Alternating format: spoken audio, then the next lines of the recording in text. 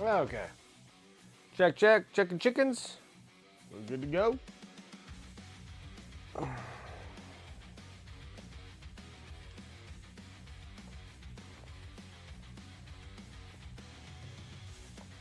right, let's get in the game. Let's get started. What's up, everyone? My name is Britt. Welcome to Wicked Minis. How's everyone doing on this Sunday? I'm hoping, like I said, I put part 2 on this part of Vulkanistan. I really hope that I can actually just finish this model today, and then I have to start working on the base and everything for this dude to fit. What's up, Devon? You're working right now? Okay. But yeah, so then we'll be working on this one here.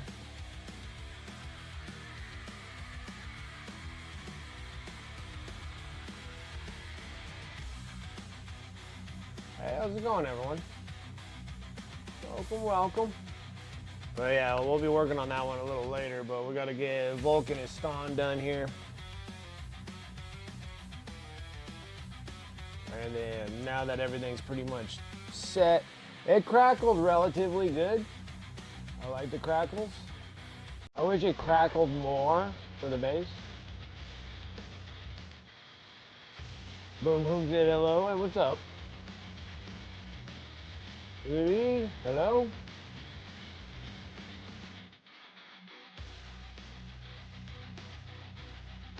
So we're gonna sit here and keep working on this, get the cape going and everything else. We're just gonna keep on working up the scales, start going back into the flames and stuff and getting them all set. And then we got his head and his backpack still to do, and then give the whole thing a wash. We just did the crackle paste on the last workup that we did, and then it goes on like a cream, like a cream consistency on here, and then when it dries it starts cracking like crazy. So I thought that looked pretty good, so we'll do that. Start working on the rest of this cape. We'll start working on getting this thing done, and then I get fixed. Then I can work on the head and the backpack, and then we'll be done from there. Not bad, not bad. First thing we're gonna do, we're gonna need a little bit of cold black, start laying this thing down and start getting things going here. We got quite a bit to work on here. Ah, it doesn't look that bad, right, Sarah Elizabeth? Doesn't look bad at all. And then it'll look kind of like, when things are done, it'll look somewhat like Adrax here.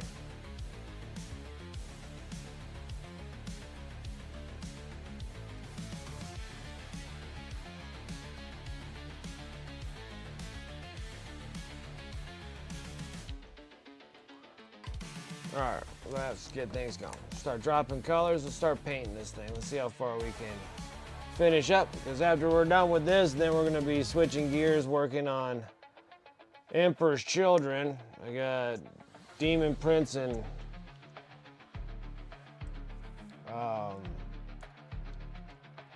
Fulgrim to paint.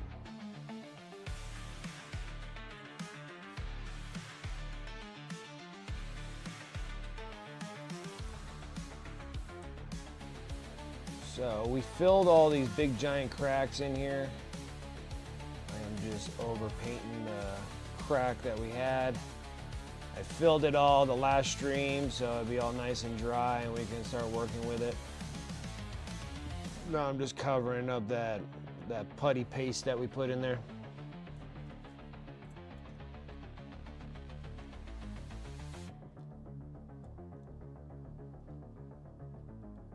Yeah, your feet were hurting at the end, I can imagine. That seems like that was the big kicker on me too, when doing tournaments and stuff. Being on your feet the whole entire time.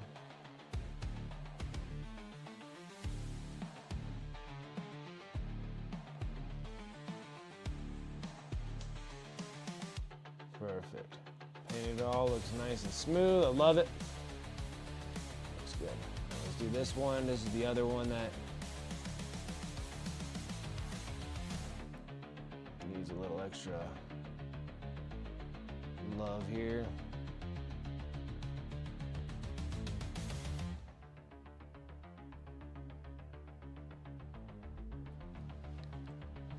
I gotta say a backpack goes on here as well.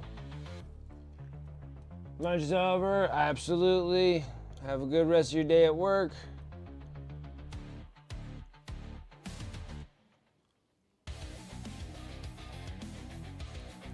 See how far we'll get on this miniature. I'm hoping to be almost completely done, because then we gotta work on this wrap prints for the end of the month of February giveaway. So we gotta start designing. Gubby, I appreciate it. Painting the figure, but did you make the actual figure? No, I did not make the actual figure. The actual figures, this is actually a really giant tabletop game. And it's from Games Workshop. And they do like sci-fi like this for Warhammer 40,000. And then they got like Warhammer Fantasy like Age of Sigmar. And they normally come on little sprues like this. So you buy them and they come on sprues, and then you have to clip them out, scrape them up, glue them all together, and then prime them all up, and then they'll look like this. So they're like kits. And then you build up a whole bunch of them, and then you'll have, and then you make little armies, and then you play on a big tabletop. Big tabletop board game.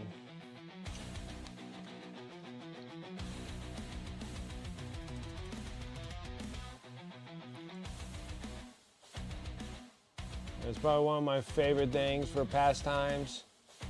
I do other things too, like I wish I had them on me. I gave away all my busts and stuff, but like I got little miniature busts and stuff like that that we'll eventually get to down the road.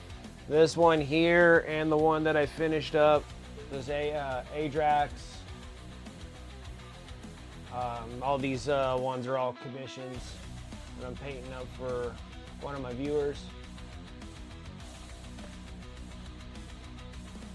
And then getting these things all up and done, and then and then I have to work on this one afterwards, and then after that, I still got 2 more commissions I gotta do.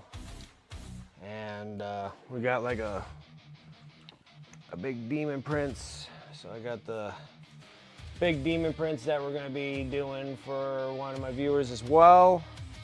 And then the other one's like in 3 different pieces, but it's a lot larger of a miniature. And we'll be painting these ones on stream too.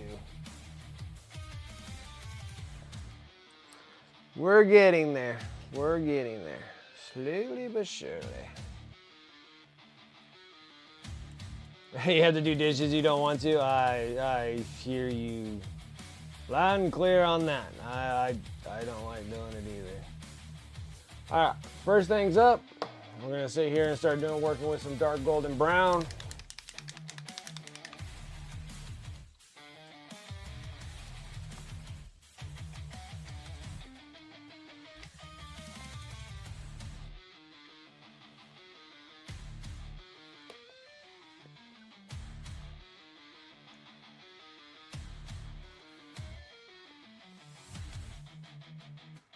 All right, so this thing has like a fold flap over top of the cape.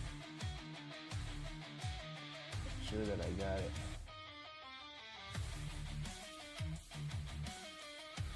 Like that. So this thing looks like it kind of has an extra fold on the cape over top of where the scales are, which is interesting. We're gonna paint these up. Get all the base colors on. And he actually has like another parody seal. So we'll paint that too. Right here. These are like honorary emblems that get stamped on them for some heroic feature that they did in their lore. And they get issued one of these markings of heroism or you know, an objective accomplishment or whatever on the miniatures. That's what those are for.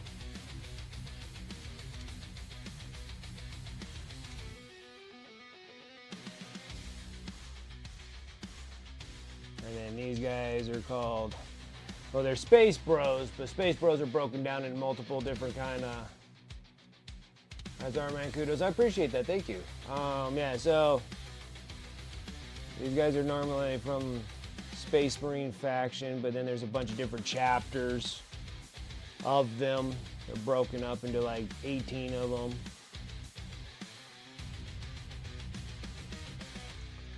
And you can, they're kind of like different color schemes. Sometimes they got some different leaders that are leading them and stuff like that.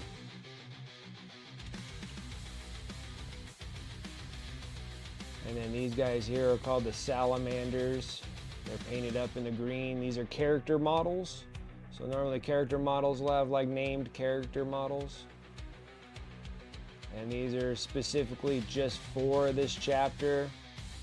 And then there's other ones. Kind of like if you played the video game Space Marines and you're playing Lieutenant Titus, and he's part of the Ultramarines and he's all blue. And then there's an actual like model of him too. And then now they just made him into a captain, so now there's a new model of him. But it'd still be in the faction of Ultramarines. You wouldn't be painting them up green and putting them in the Salamanders. It just doesn't work that way per the rules. You can do it. It's not like you can't do it. There's nothing stopping you from painting Titus green, but you kind of like to stick things to the lore. Kind of like if you were doing like, this Games Workshop also has like Lord of the Rings miniatures, which they're really cool looking too. I like them a lot. So it's like, you would probably want to make your miniatures look like how you see them in the movies, you know. But then you could paint them any way you want to paint them. But most of the time you would kind of stick to what you see in movies and stuff. That would give you kind of more of a depiction of lore accuracy. Yeah, thank goodness, because I don't think I can do any more. So, unbeknownst to the wife, I was at the game store. I had to pick up more Rune Lord brass to finish up the Necrons, which I just today I painted up all the HQs with the Rune Lord brass, right? So I'm down to only like 18 units.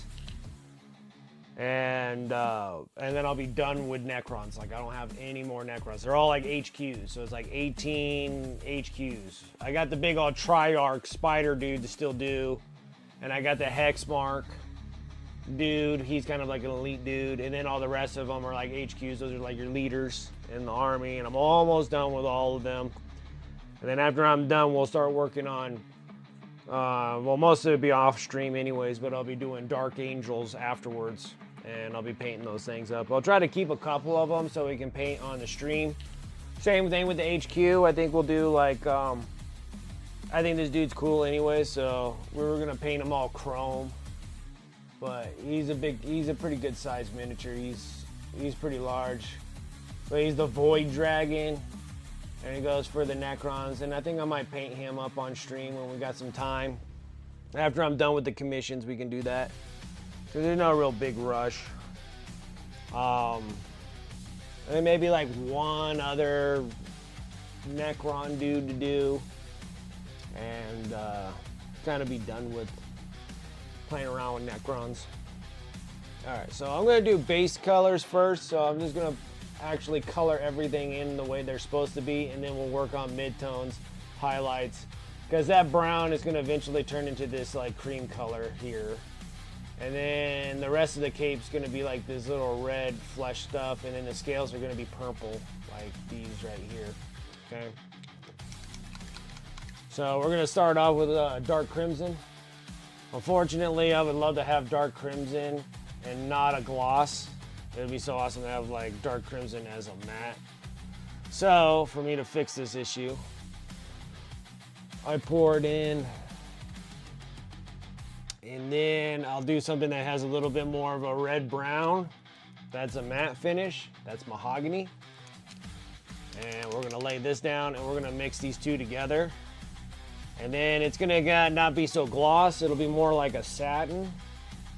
And then when we do the highlight on it, we're gonna add another color to it, which would be your bright ivory. And this is a matte color too. And then that satin will drop down back into a matte because you're gonna oversaturate the gloss with matte and there won't be that much gloss in the paint anymore.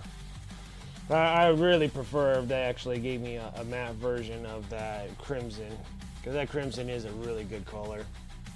I really do like it.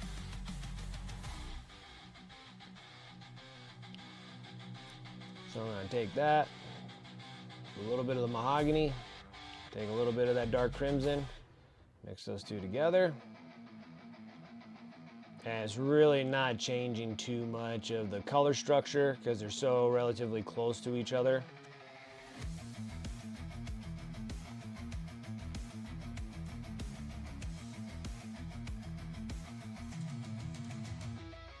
Pyro brass and then monos, and we can't say it out loud right now because she's in the shower now. So I was at the game store and it's the first time ever.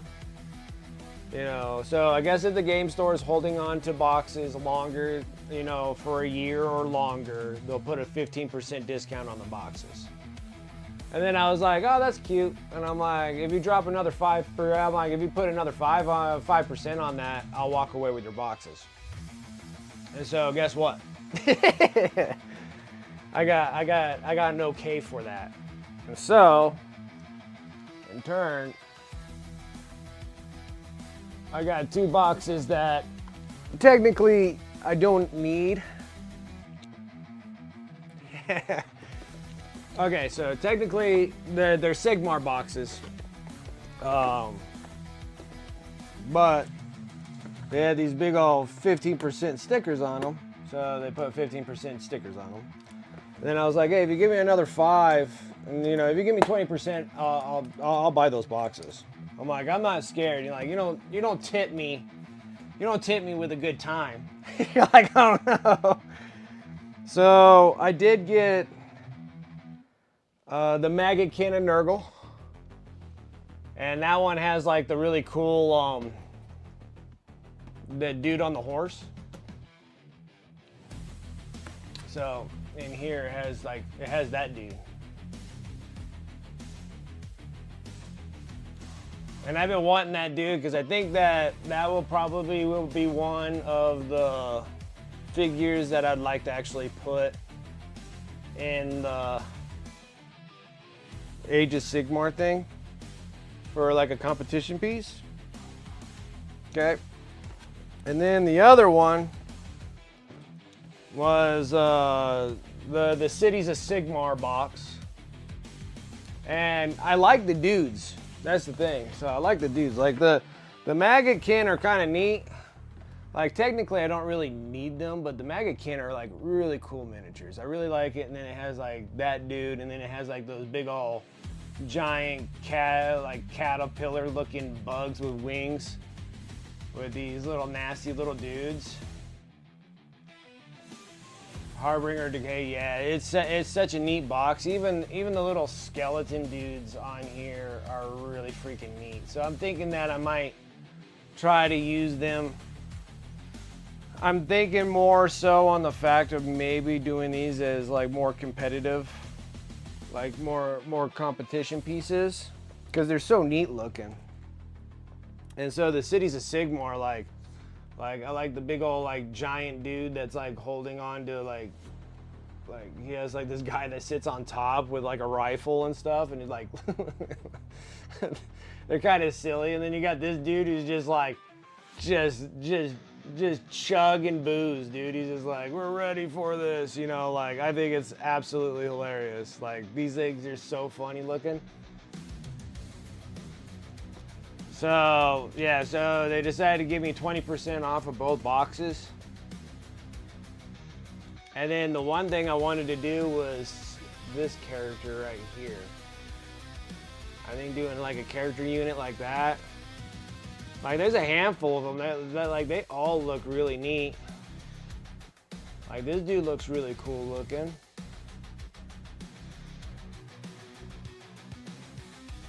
Yeah, it's like nifty chugging booze.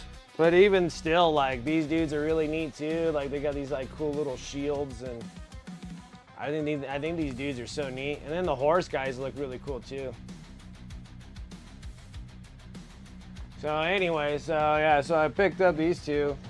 And then I told them too, I'm like, anytime that you want to try to get rid of boxes, I'm like, I'm more than happy to get them. See, like they had some old world boxes. See, the thing was, I didn't really need much more old world. I wasn't going to put much investment into old world since I have such a huge Age of Chaos Warriors of the fantasy line. Like it's massive. It's like I have like 100 Marauders. Like it's like ridiculous.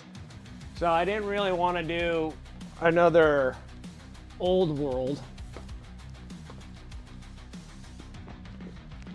So I didn't really want to do another old world. So I was figuring that those two are pretty cool because there's a couple miniatures that would be nice to actually do, and we'll probably paint them up in more of a competition kind of style paint jobs on those guys.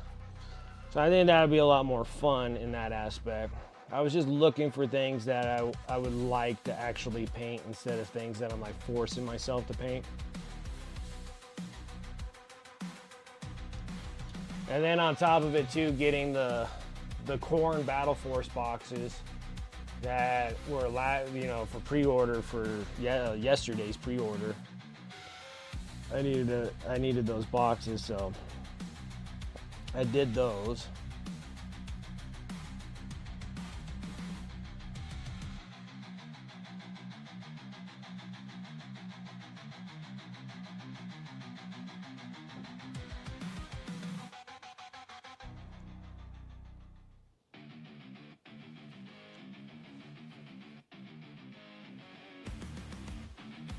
And then I have like an idea for the Harbinger of Decay. Just the name of that Harbinger of Decay, like the deal of that one will be is that he will be sitting probably on a slope in of like a hill slope, and there'll be a tree behind him, and then like half that tree will be dead, the other half will be like green growth, and the other half will be dead, and the area vicinity around him will be dead, but then you'll start seeing like real growth, like green growth and stuff, like live growth. So like he actually brings this decay that's like an aura that's coming from him, and things around him are dying, like as he's like walking through stuff, and like stuff around him is dying. So that's like the idea I have with the Harbinger of Decay. That was what I had in my mind when I was looking at that box. I was in there, I'm like, I will just take that. That'll be perfect. Yeah, when I knew that he was gonna give me a bigger discount on there, I was like, okay, like done deal, man. I'll clean the box out. I'll clean it out.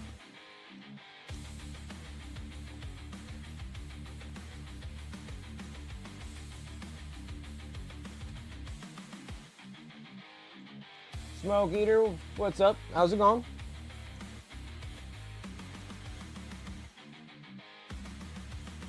Sitting here trying to finish up this model here, and then when this model is done, and of course, you know, I'll varnish it and everything, and then I'll get the other box of the Emperor's Children, break that box down, and then I'll have it all packaged up, and I'll send these guys plus those miniatures to you, and send them off. Get those things shipped out, I guess I should say. I'll get those things shipped out, so then I can get them out of here without any possibility of damages. And while I'm doing that, I'll send Rosie's model that she won.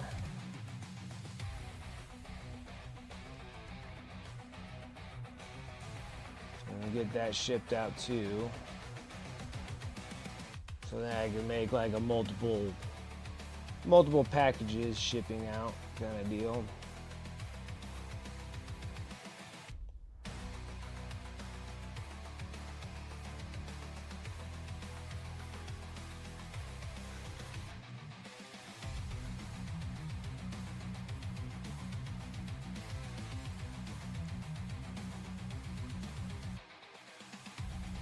Picked up your Dark Angels Combat Patrol yesterday and got the free mini of the month. Well, nice. Nothing wrong with some free minis. Nothing wrong with some free minis. What was the free mini of the month for February?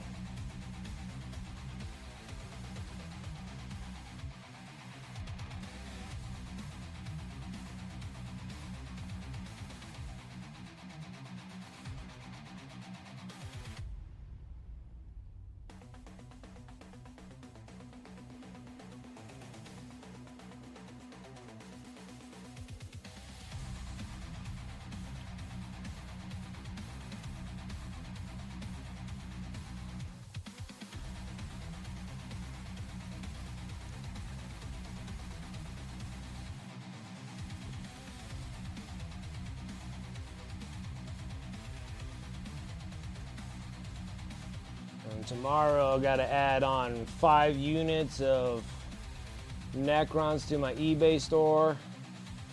They've been doing pretty well. Pretty well, I gotta say. Not too disappointed in the Necrons. And the Necrons sold a little bit better than the Tyranids, but then also I didn't have a whole lot of Tyranids as individuals. I had them more like in combat patrols. And then I have like 2 more Necrons. I got the High Fleet Tyrant and the Parasite of Mortex to paint up, which I'll just be doing those off camera and put those on my eBay store. It's been doing pretty well so far. We had a good start of the year, so yeah, had a pretty good January. It wasn't bad.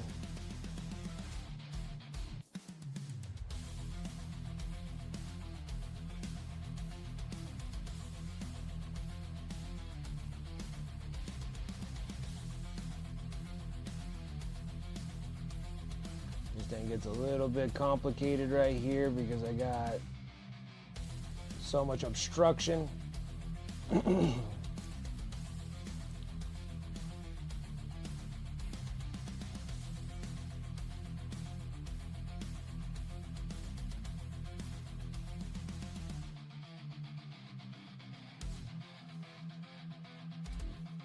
Yeah, well, when I got those 2 boxes, though, they said that I was late because they tagged on some boxes, some 40K boxes. I guess some older Battle Force boxes of 40K had 15% off.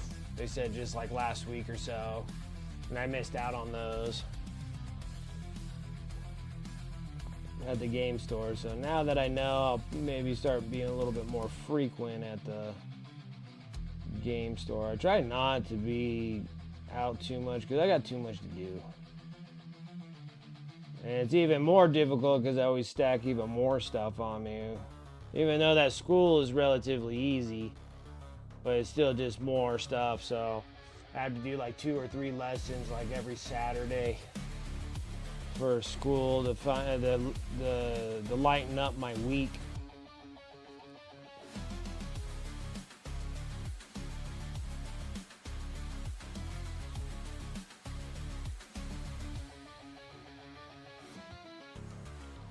Oh, that's nice.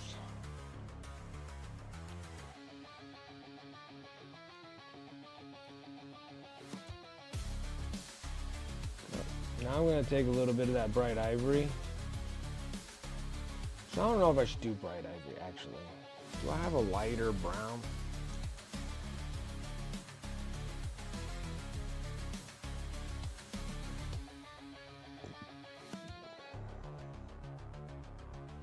I do got this camel brown. Let me try this with the camel brown. So I got a little bit of camel brown.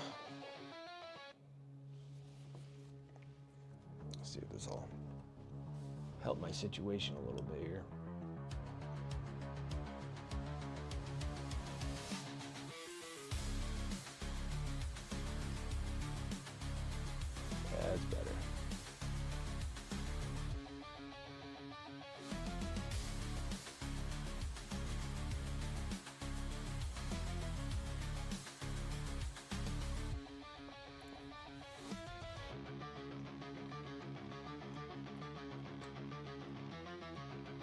Demon Smith is who I got, if that's what you were asking. I think he was January's free mini.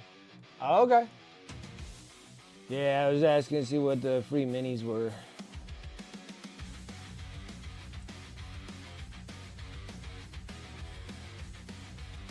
So I'm not gonna really go and poke in between the scales there. We're just gonna kind of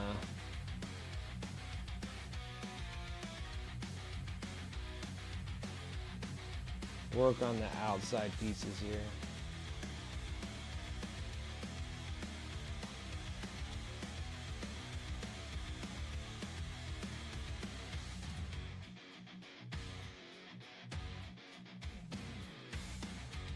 There's like these little divots and stuff in the leather, dragon hide, whatever these things are, big giant lizard hides.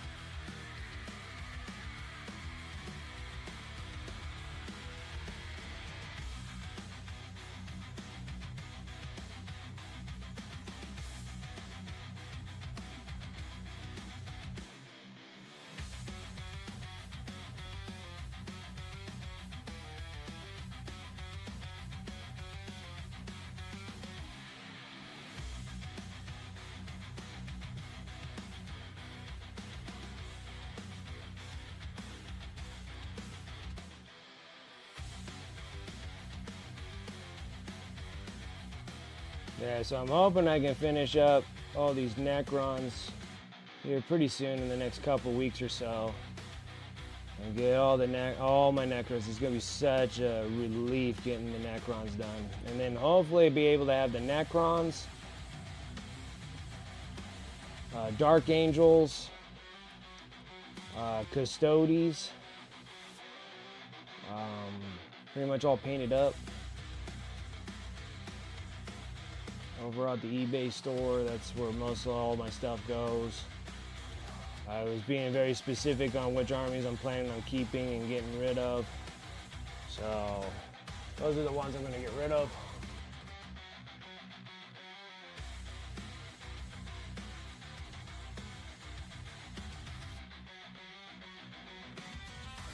Like you broke your kid, he does one mini and now making life-size paper cutouts of pyroblasters. That's awesome. Freaking awesome. Training him well, training him well.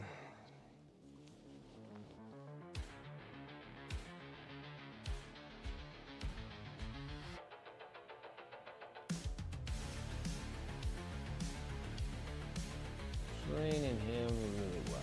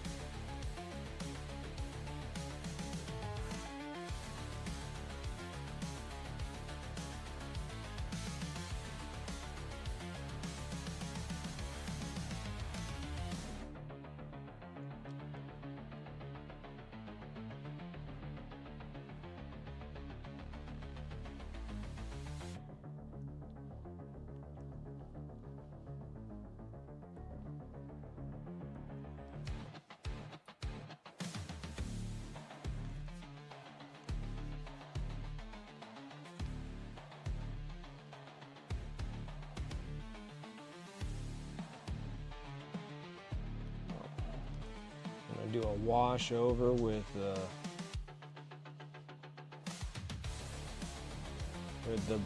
dark crimson.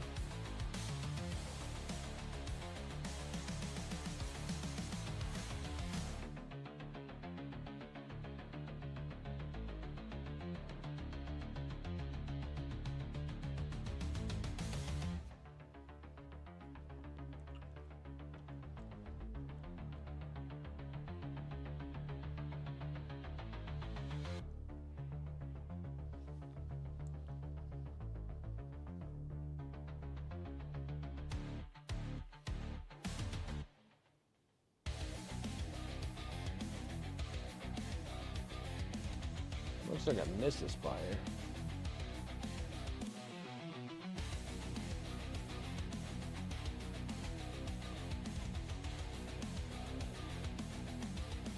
Better.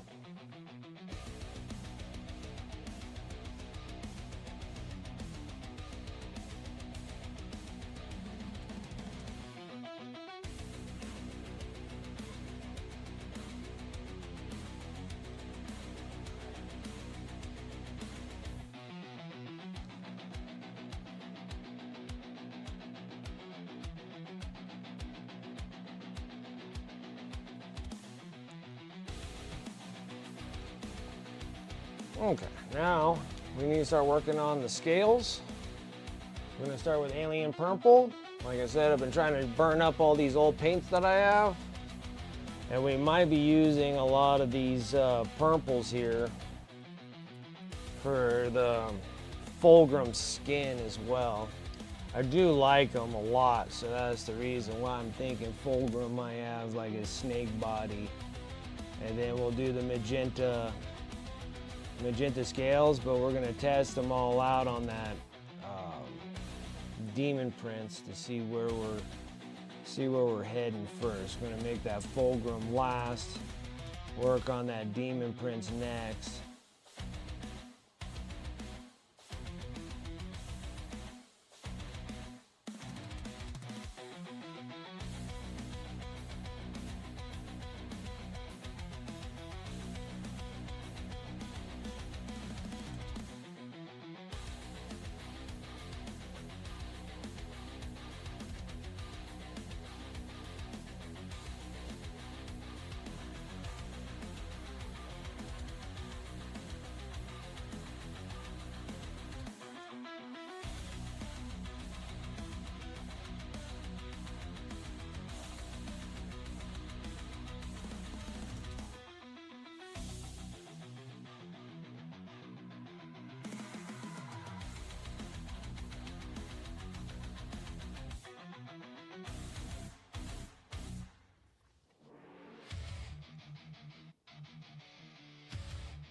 Right, this might take us a couple coverages.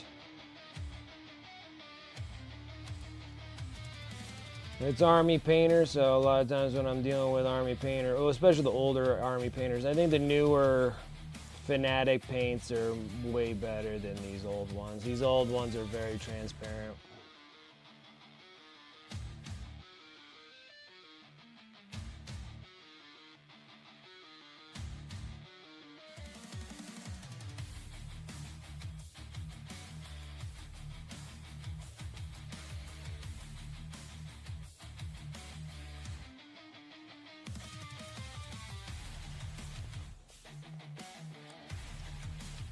Difficult because I gotta spread this to be able to touch the scales here.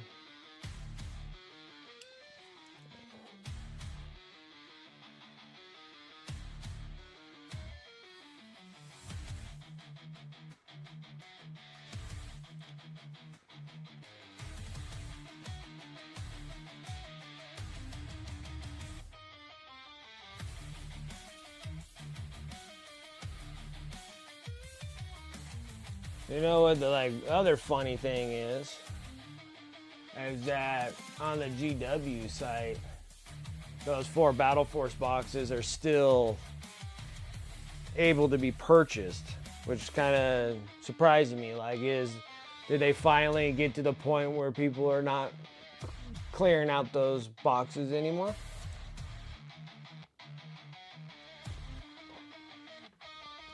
Or did GW actually make enough to support how much there are, and then it cuts out the fear of missing out now? I guess we won't know until another set of Battle Force boxes. I bet you, well, probably not so much on the Red Corsairs, but I bet you that Corsair, the Eldar Battle Force box, I bet that one will probably sell out real quick.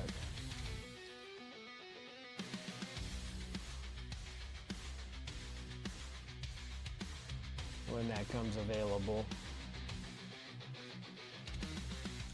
Yeah, well, here in the States they are. I don't know how it is over there in Canada. But here in the States, they're like still available. I was like, wow. I thought they would for sure be sold out. I'd figure that like Emperor's Children box would probably be sold out. Maybe the Thousand Suns would be sold out. I think the Corn box would probably be the least one to sell out. And then the Death Guard box, I thought for sure the Death Guard box would probably be the first one to go.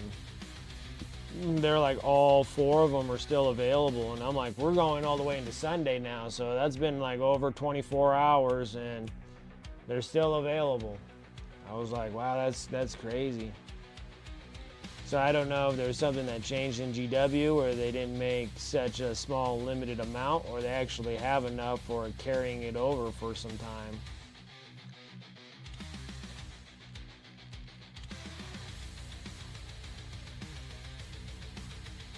But then I'm not sure if that was like a good enough boxes to be sold out, or I think maybe the big one to be determined would probably be the Eldar one.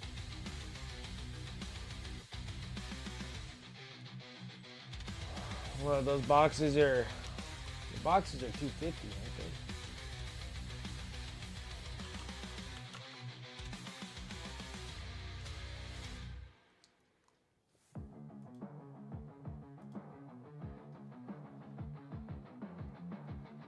So there's a $250 with, well, you buy them, well, like with me, I don't get anything larger than 15, so. Oops.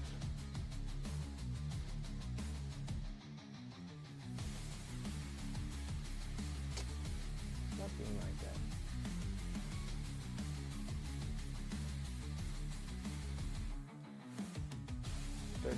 $37.50. 250 minus 37.50. It's like $212 a box if we do the 15% off. So 15% off would be about what is it, 212? Is that what I just said? $212 per box.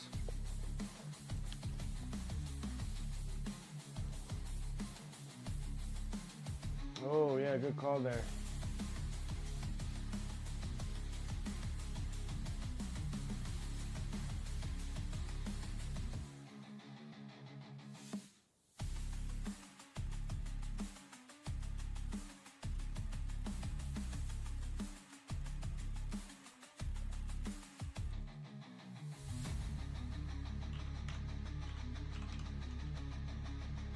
Up.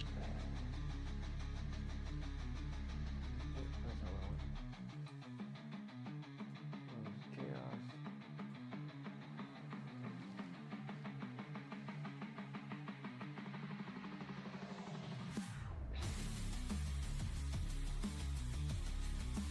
So what do you get? 12 Noise Marines, 10 Infractors, 10 Tormentors.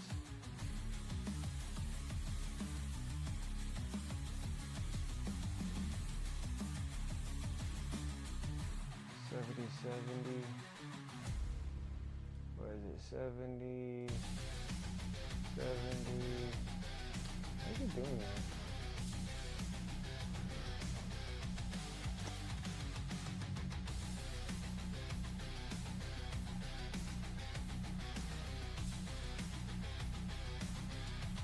One, two, three, four, five, six.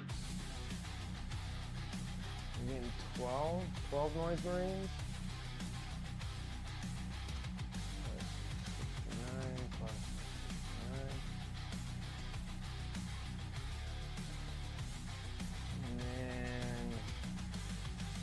Demon Prince is $89.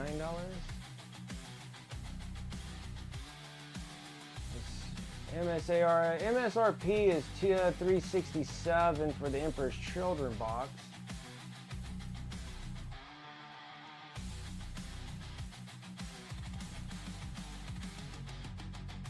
$367 minus the $250. saving $117 MSRP. It's like $117 on a box if you're paying GW price.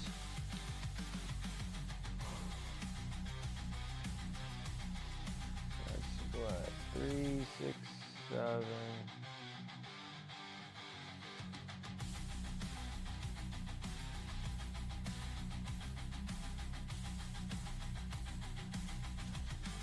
So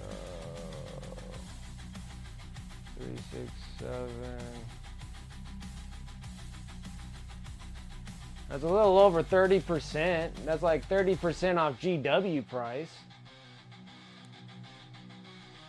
Even if you got that 367, let's see here, that 367 times 0.15, if you're ordering it from there, that'd be $55. 367.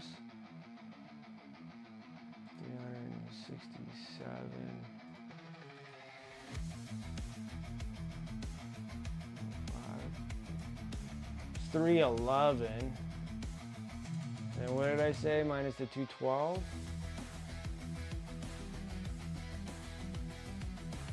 Yeah, it's like exactly $100 savings if you did the 15% off on those.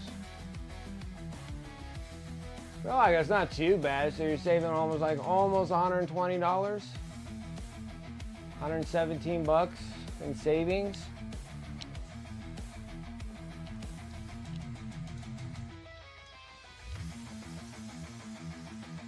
Praying Mantis, you're saying that the Battle Force are a little hard to find. They weren't listening to new releases or coming soon. I guess so. Because they're in there for the new pre-orders.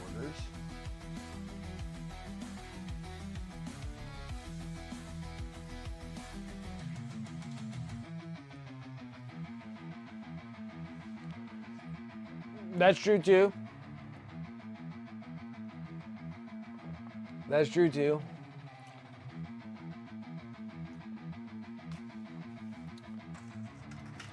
Maybe they were just too close together from Christmas to dropping them right here at the end of January.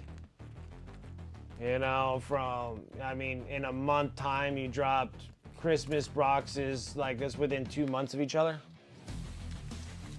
Or maybe people are still recovering from Christmas. So no one's really spending anything.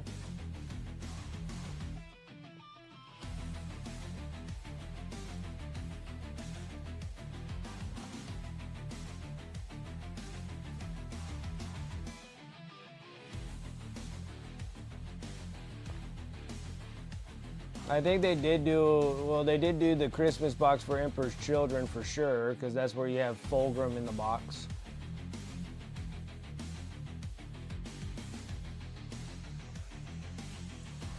And then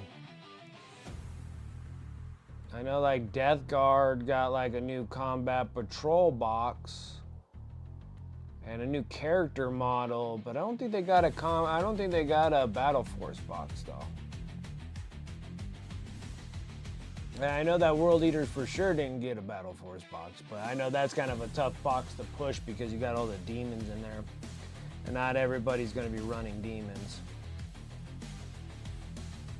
And then Thousand Suns, I think maybe they're just on the lower end of niche liking.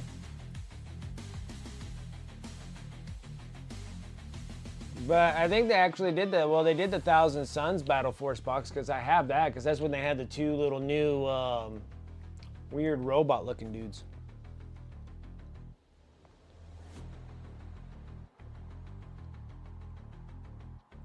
So maybe it was just that they just didn't space them out long enough. Too many back-to-back Battle Force boxes of the same stuff.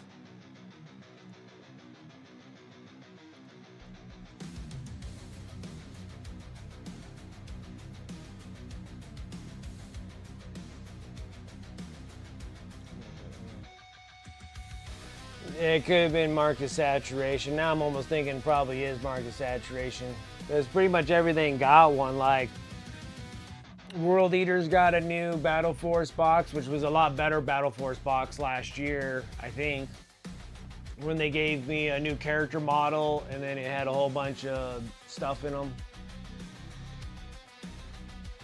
The Gorefest Slaughterers or whatever it was, Battle Force box, and then 1,000 Suns got the new one. Like, pretty much every time they had a Codex, they had a Battle Force box with it, so maybe it was just too much saturation on it.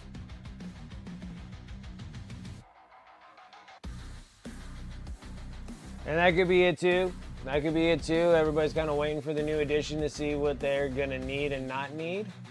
That is definitely a factor to think in there. Definitely.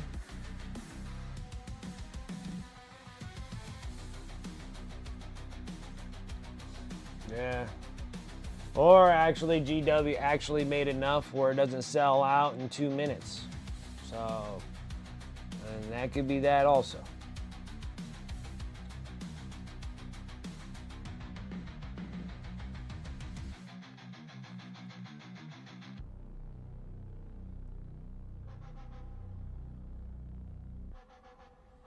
Or people are just kind of done paying high prices for miniatures. It could be that too. You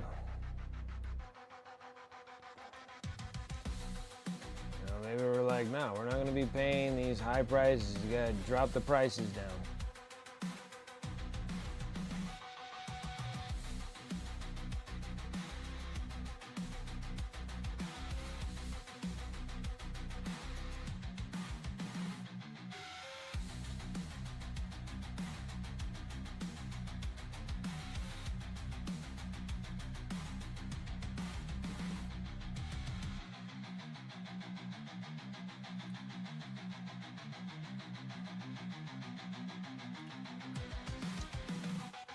Yeah, the Eldar box is going to be a great box, though.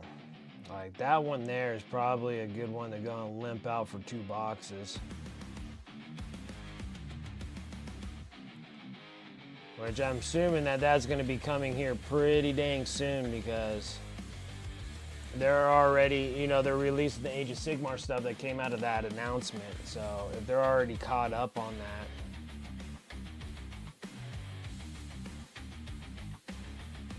then it's making me feel like those things are going to be coming soon. Like, the one thing that I'm not really interested in is the Red Corsair box, because I have so much Chaos stuff like already. Like, I don't need any more Chaos stuff.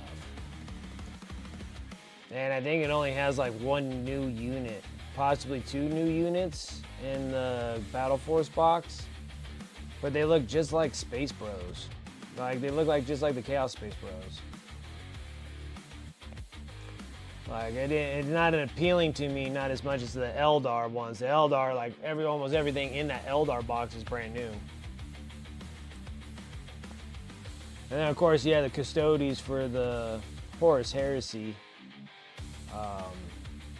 box. But then that thing's going to be a box that's always going to be made.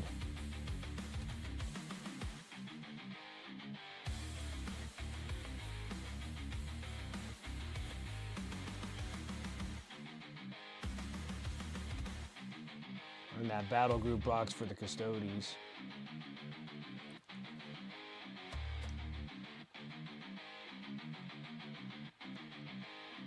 It's not going to be limited like the Corsair one.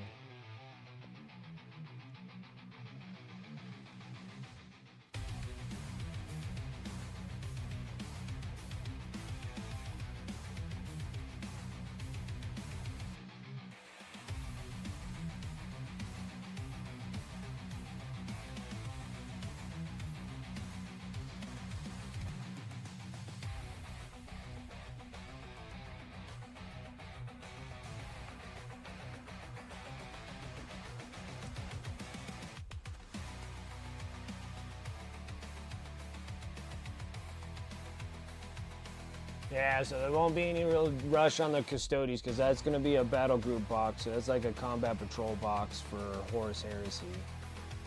The one that's going to be a limited box will be those Corsair box. which that would probably be one to go and shoot for 2 boxes for. Just because I feel like you would run 2 Venoms. Or that special one, like it turns into a Venom or it turns into the other one. And then also having those winged looking dudes that look like swooping hawks, but not technically swooping hawks. Doesn't look that bad. Not that bad. To convert some of the Black Legion you have into Corsair bits. But I'm like, you can get Corsair bits though. Like Pop Goes the Monkey Resin, stuff like that. Like you can get like pauldrons and insignias and stuff of red Corsairs.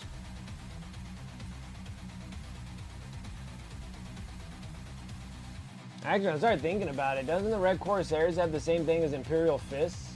Do they have fists? I'm trying to think what the heck the red Corsairs have. Well, they look like fists or something.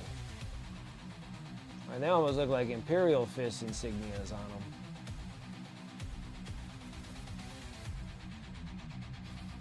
And they're kind of somewhat painted like Flesh Terrors.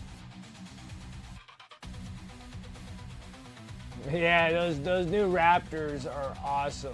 For that new kill team, for those the Night Lord looking ones, those are great looking Raptors.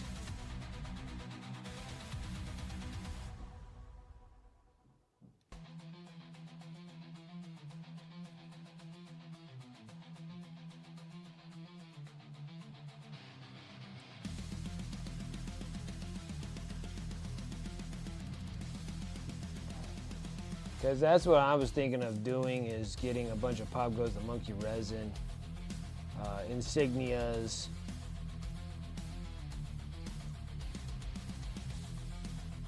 And then technically, like the Corsairs, like their upper torso bodies kind of look like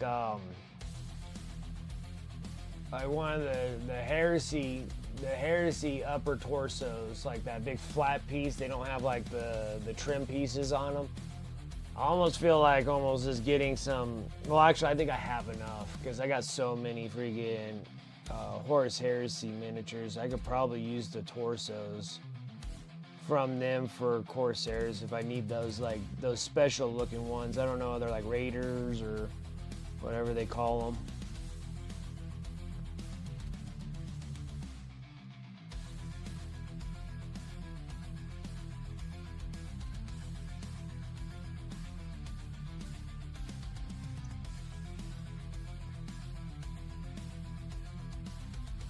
Take some more bright ivory. I'm going to mix it into that pile of mess that I have here.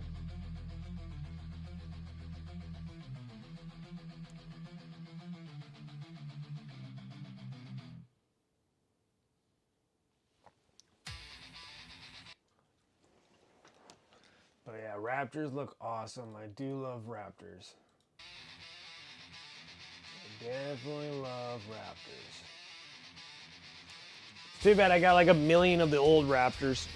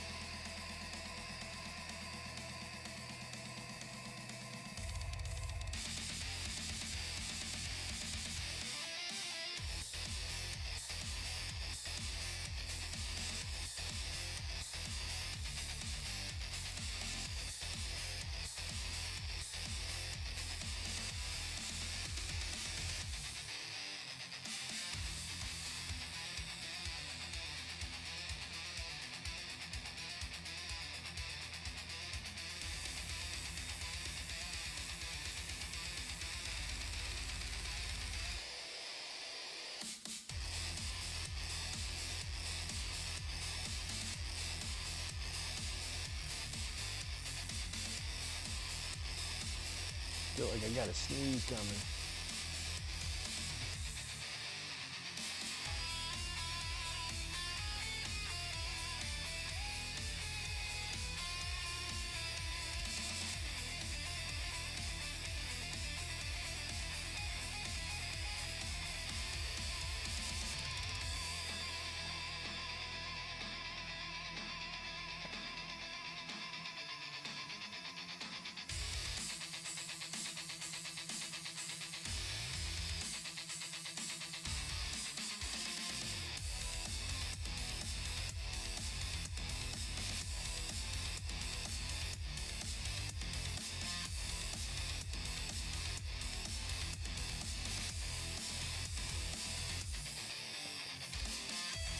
And then that model that I thought was gonna be Perturabo just turning out to being a friggin'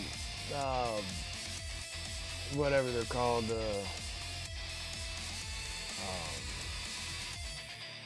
I was sitting there, I was like, oh, come on, guys. Like, they literally gave you like another, what the heck are they called when they're the ones that fix vehicles? They're called, oh, man, I'm drawing a blank now. Anyways, when that popped up, when they gave the reveal on that, I was like, really? Really? I'm like, you're not gonna drop us Perturabo?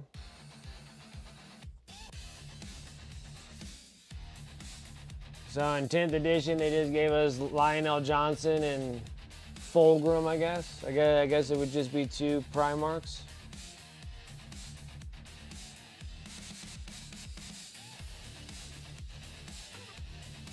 Was Lionel Johnson in 10th, or was he in end of 9th? No, I think end of 9th was, that was Angron.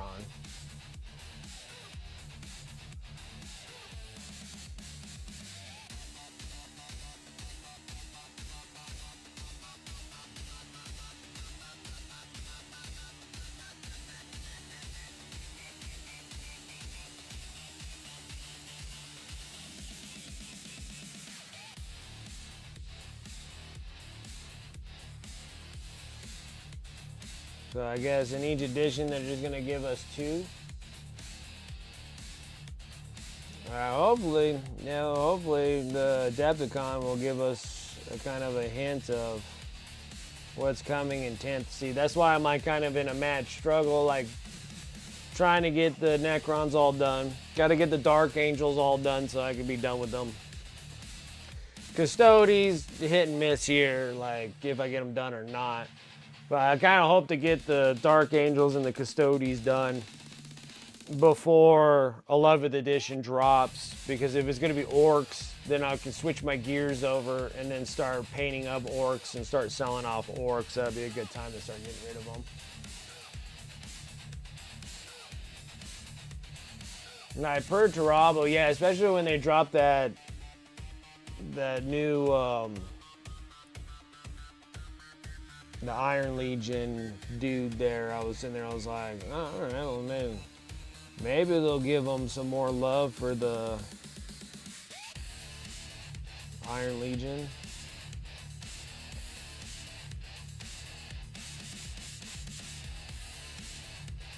Are they Iron Fists?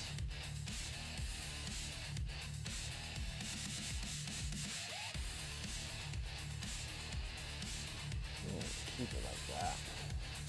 Gotta be careful. We're on this like course run right now of making this dude look more like Dark Angels. Too much cream and green here.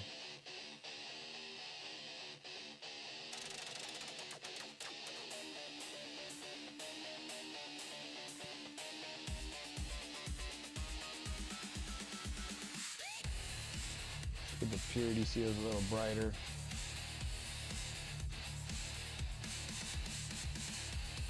They're little toilet papers.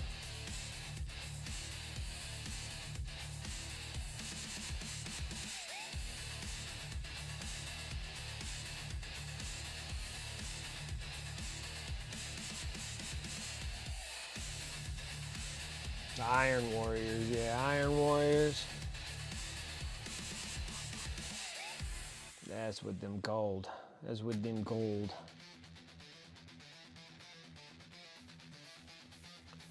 It was kind of funny when they were just like, oh, what could this be? And you're just like, are you really bringing Perturabo? I was like, that's kind of cool. And it kind of looked like it too, because it looked like such a big model.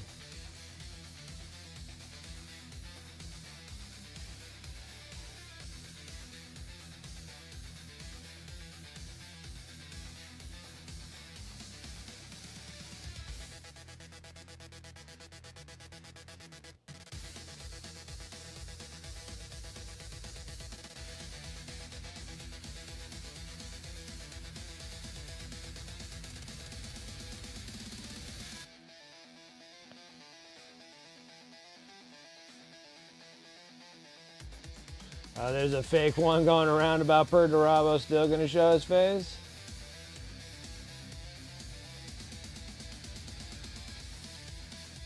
Well, definitely going to make the Iron Warrior people happy.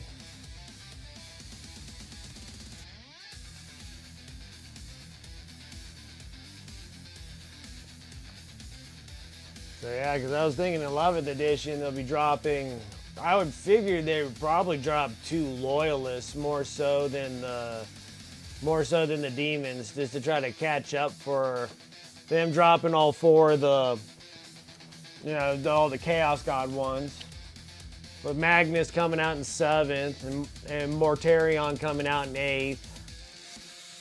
And then I think it was like starting of 8th is when you had Mortarion, and then they got Rebute Gilliman, I think came in 8th edition, didn't he?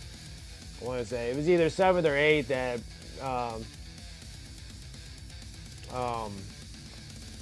they had Rebute Gilliman.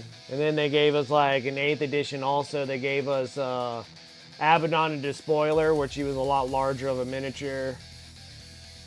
I can't remember if Karn the Betrayer came out in 8th. He might have came out in 7th. I can't remember 7th or 8th that Karn the Betrayer. There was a lot of like character models that came out. And 9th edition dropping. We had Angron. We didn't have a loyalist in 9th edition. Or did Lionel Johnson get dropped at the beginning of 10th, or did he get dropped in 9th? I felt like at the end of the year was like that was Angron.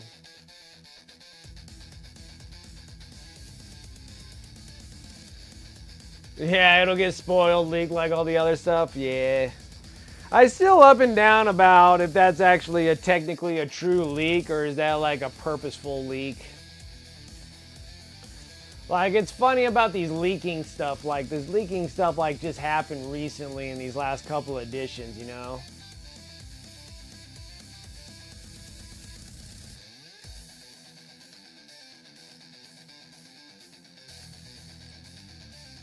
March 2023 at Adepticon. The very end of 9th. Oh, that's when Lionel Johnson got dropped?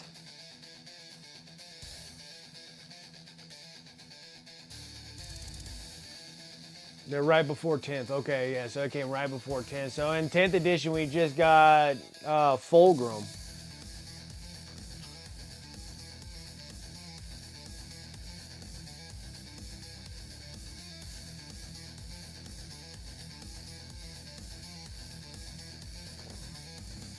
So now they're back to just dropping one Primarch per edition now. Okay. Okay. Yeah, that's what I thought was so weird about, like, really, would they drop another Chaos one? I'd figure that they'd give you a loyalist of some kind in 11th edition. Like, they'll either give you, like, Vulkan, or Lehman Russ. And then with this kind of weird, I don't know exactly what's tying in the lore-wise right now, currently. But if you're having Red Corsairs, you know, fighting with Eldar Corsairs, it could start getting tied up with the Webway, and Jagatai Khan could come back.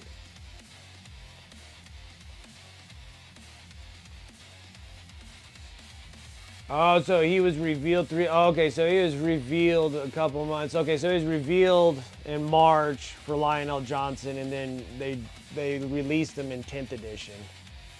At the very beginning of 10th edition. Okay. Hey, what's up, series? How you doing? So technically 2 Primarchs in each edition.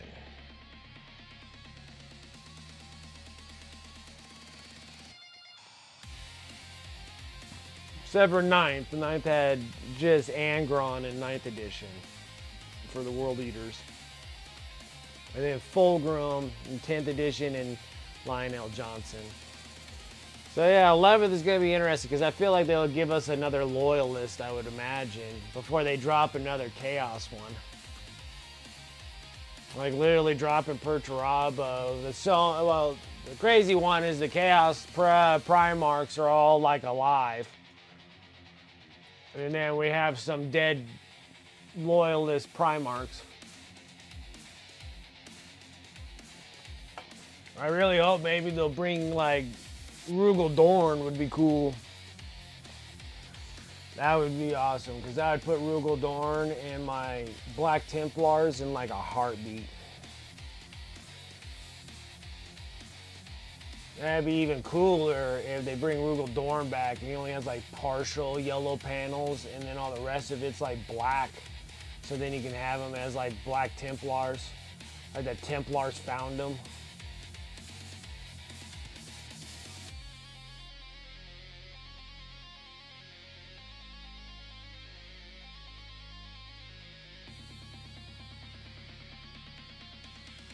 Yeah, Lion returned at the end of 9th, yeah, and the lore-wise, because he was battling against Angron.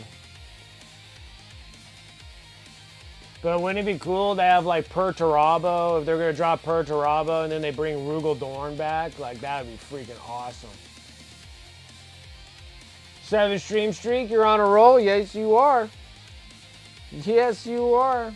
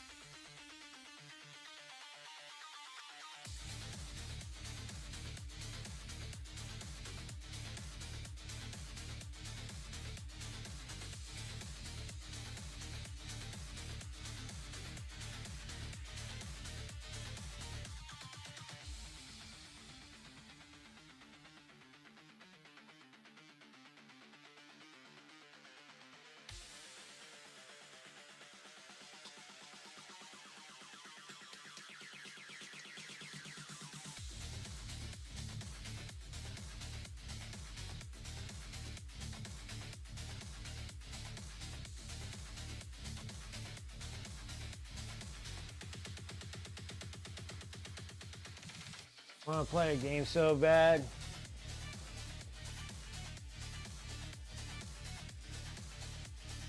We're goodbye line in April 23, so before 10th. Okay, so we were by, so you were able to get Lionel Johnson in 9th.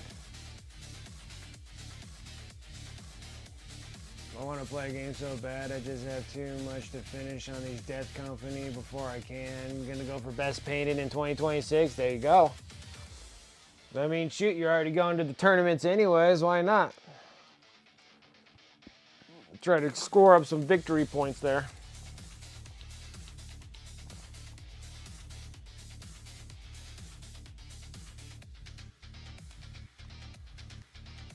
So we might have to buy a prime. I still need to get Lionel Johnson.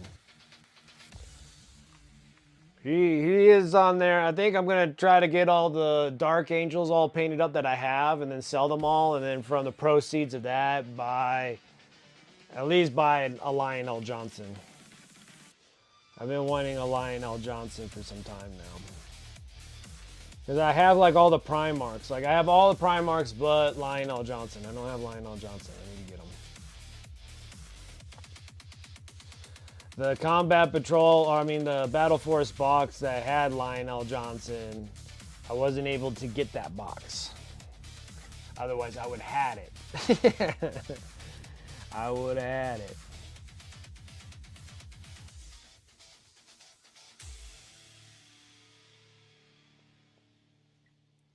But I failed on retrieving it. I just couldn't get it. It sold out so stinking fast.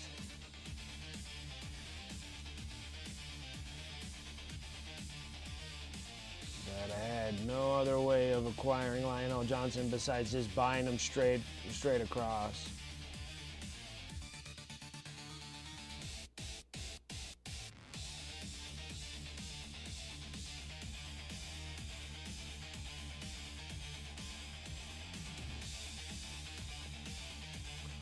So yeah, I can see maybe getting another Primarch here. It'd be kind of cool. I still need to get Lionel Johnson because I do have all the other Primarchs. Just need to get Lionel Johnson.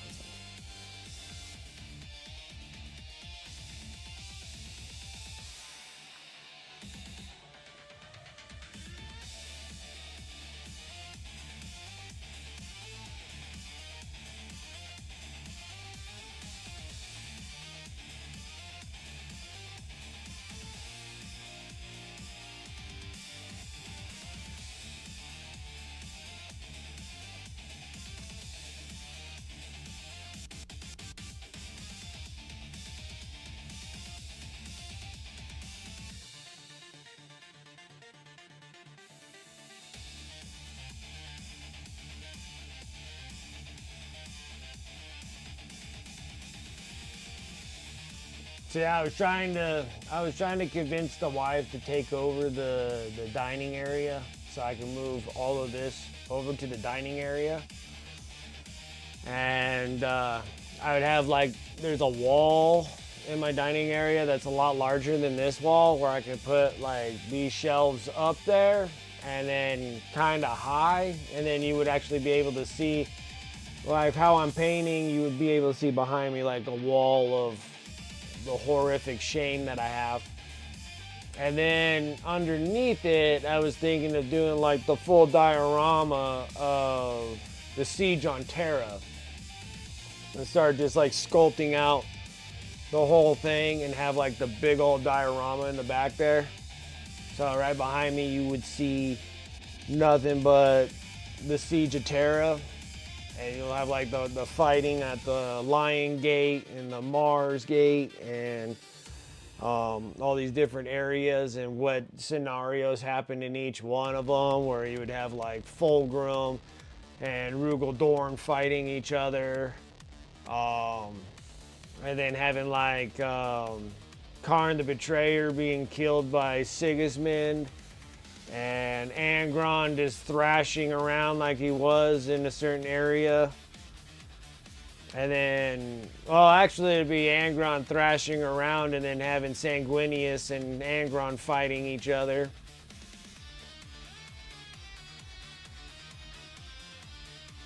After having that big monstrous looking creature from Khorne that got killed.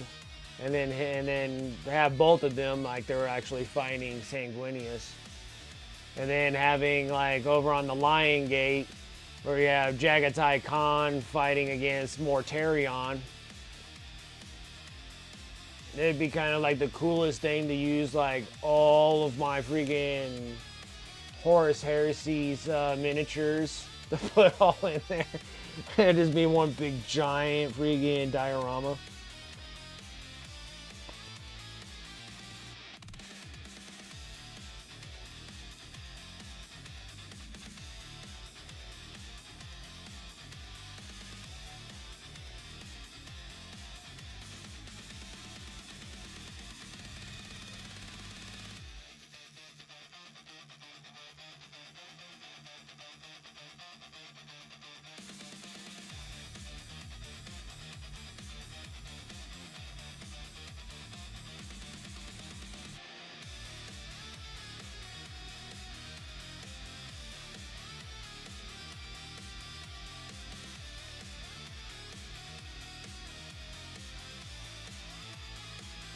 Like I'm pitching a lifestyle.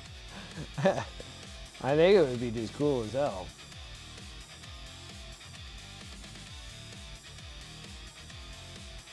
We'll see how things come around. Like now that I'm trying to achieve some different kind of goals here in life, maybe, just maybe,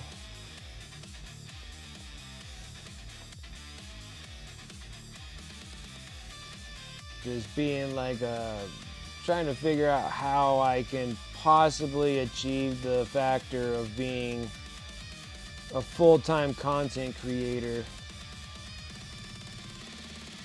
But it wouldn't just be painting. Like I would have to keep this the way it is for the painting streams and stuff. But then if I'm doing full-time streaming, I don't think that I could make a full-out living with just painting miniatures. I think I would have to go into the gaming world again and start doing some more fun interactions and games again. But that would be like a completely different stream. And it would honestly probably just be like streaming 7 days a week. So I gotta try to figure out how to make that work. Since I'm not that good at video games, it would have to be more of a comical stream. More so than a pro stream or whatever. And just literally be a full-time streamer. But I think that'd be kind of cool to have in my background, all the stuff that I have there. You need it for content. Yeah, content, that's an excuse I use.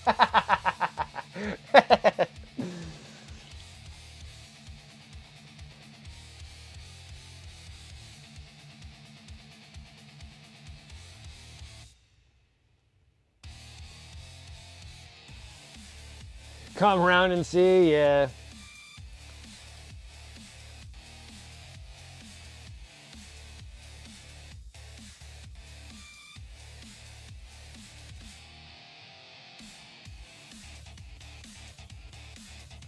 Be like a little mini museum.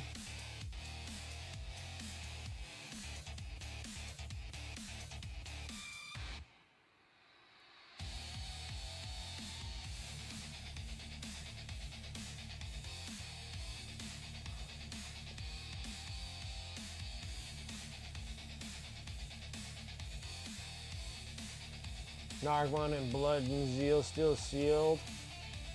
It was bought for content. Yeah, that's practically everything I have up here. Here's same excuse, Bray Man. Same excuse. Here you go. Same excuse. All for content. All for content. Look at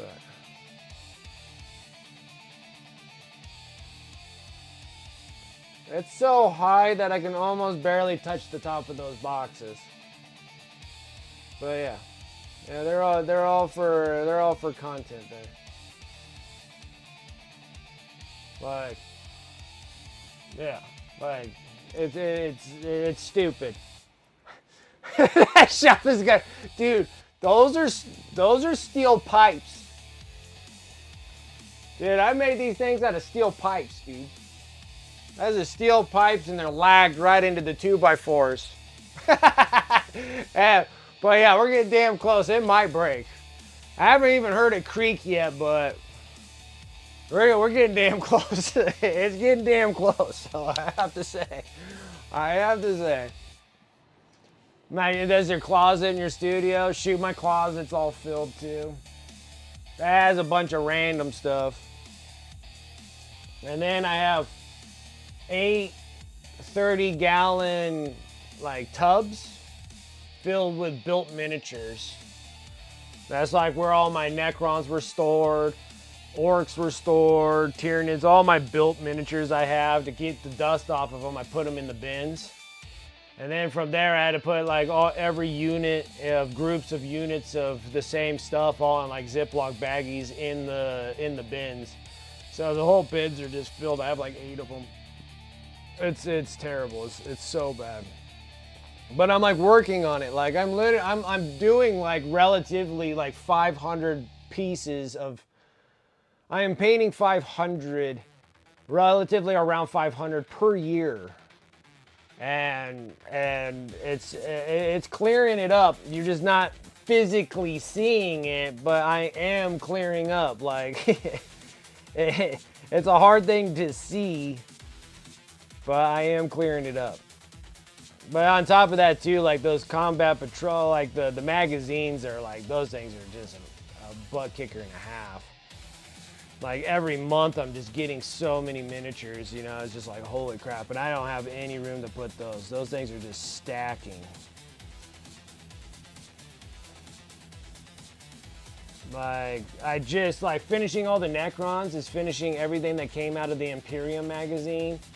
The 9th edition, the Indominus box for 9th edition starter that came with the Necrons. So those and the Imperium magazine, I am 18 models away of finishing all the Necrons. Like all the Necrons are almost all done. And then the Dark Angels, I started that in the 10th edition dealio because I was planning on doing like Dark Angels, and then I changed my mind. So I'm gonna do all the Dark Angel stuff and just get them out of here. And then same thing with the Custodes. I bought the Custodes because I got like a 2-part box of Custodes, and then there was a Battle Force box of Custodes. So I don't have that many Custodes. I got like 40 Custodes. So I feel like that's going to be manageable enough to get those done and out of here. Still got to finish those last little bit of Death Guard. It's like 10 models. Like there's just 10 models of Death Guard. Finish those dudes up. I have to probably paint some of them on stream, so I have those kind of immortalized on the YouTube since I dual stream. So then you guys can see like this is how I paint my Death Guard. And then I still gotta do like, I gotta keep like 2. I'm gonna do the Void Dragon on stream, and I might grab like, I think I'll grab like a Lord, Scorpec Lord Destroyer, because I have 2 of those. And I might just put that on here, and this is like how I paint Necrons and how I do the blades and such forth, so I can immortalize those on the YouTube as well, so I can be like, yeah, I do have all the content of what I painted. And then I just do, because all the Death Guard that I did do, that was all just strictly on Twitch, not sharing with YouTube. So I don't have any YouTube videos of that. Yeah, the Million Model Challenge? Shoot, man, I know they brought that up, and I'm like, you know what, just in January, shoot, just January alone. Now, I don't think I did the Necron Warriors. I did those in December, so that was like 100 in just December. But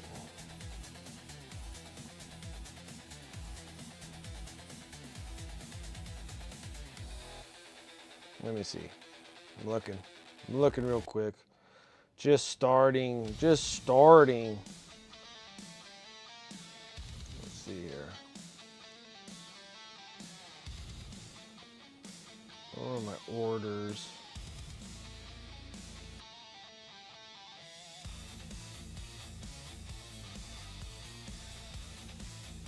January.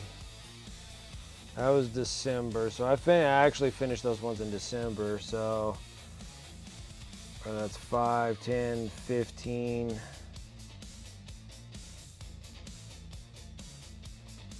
That's 15. That's 16, 17, 18, 19, 20, 21, 22, 23, 24, 27. 28, 29, 30, 31, 32, 33, 34, 35, that's 35.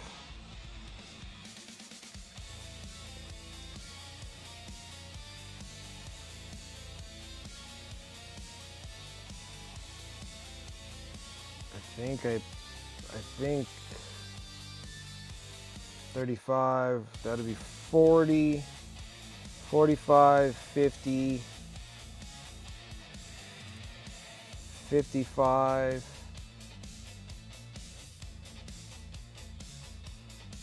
I think I did the Canoptic, the crypto throws. I think I did those in December though.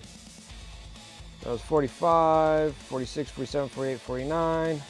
So I did about almost 50 miniatures, and I did 50 miniatures. I did like 50 to 55 miniatures in just January alone.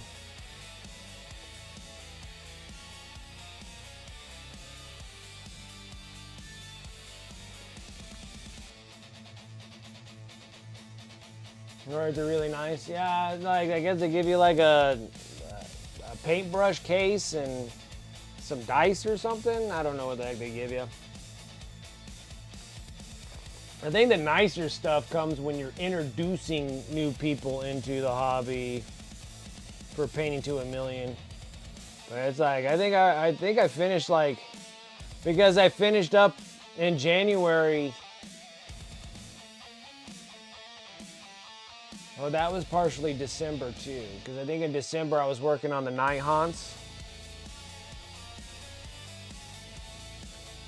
Then January we finished up that girl, we finished up the lady, and then I was working on night haunts, and I know I probably finished another 15 or so models of night haunts in January alone.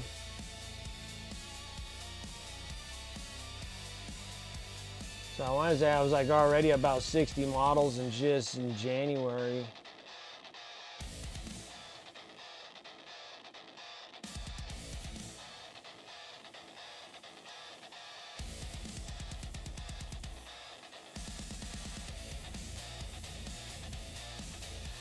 Too late to get in on that and get some rewards. Yeah, because I think it was like for January and February, right? Or it goes all the way to March, right? Oh, it goes all the way to May. Okay. Never done except after the May 9th. To pin a slip mat for your paint cup and a paintbrush case. Now that requires me to go to my local Warhammer store. And I normally don't make any appearances there. I normally go to my other local store instead.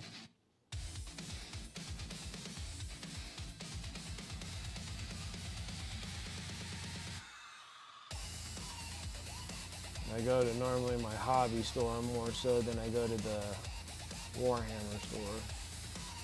The only time I go into the Warhammer store is when they have their stinking exclusives that only you can get from their stinking store, is when I go and do the Warhammer store.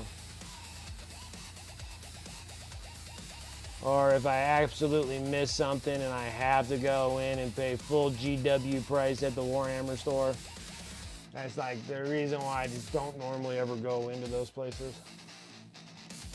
So, and I feel like it's a cool thing. Like, it's a cool thing to get like motivation for people. Like, I see the motivation process there. I'm just not motivated enough to go to the Warhammer store. Oh man, it's so hard to buy full price GW stuff. It has to be something that like you can no longer get anymore. I went to the GW store to buy the Lord of the Rings box set of the Fields of Pelennor or whatever it was called, like the very first like battle, like the big battle box of Lord of the Rings. Like, those are the only time that I buy Lord of the Rings stuff, is because I wait for the new box of Lord of the Rings that they're gonna have, like the army box stuff. Those are great deals. Like, those are great deals for Lord of the Rings. Like, I would never buy like Lord of the Rings like individual like units and stuff. Like, I'm buying those boxes. They got a lot of minis in them. Like, they got like 70 miniatures in that box. Like, it's awesome. They're small though. They're like old school, like old world kind of miniatures, but they're smaller, but you get like 70 something miniatures out of them. So I got like the Fields of Pelennor. I think that's what it's called. And then the second one was like the big fight of before they get to Gondor. I can't remember what the heck that place is called too. And then now they have the new one, which is the Lord of the Rings War of Rearim or something like that, however you say it. And that's the new box. But all your previous boxes are no longer existing anymore when the new one's out. Same thing like, you know, like Warhammer Quest, you know, like the Dark Waters came out. So now the other one is no longer around. Cursed City's no longer, you know, a valuable, you know, viable box to get anymore. Now it's just, you know, the Dark Water Warhammer Quest box. It's kind of the same thing with Lord of the Rings. Like they give you that big play box, and then now it's like the War of Rearim, which that's actually a really good box too. Like I feel like that has like 50 miniatures in it or something like that. Like it's like they're good boxes.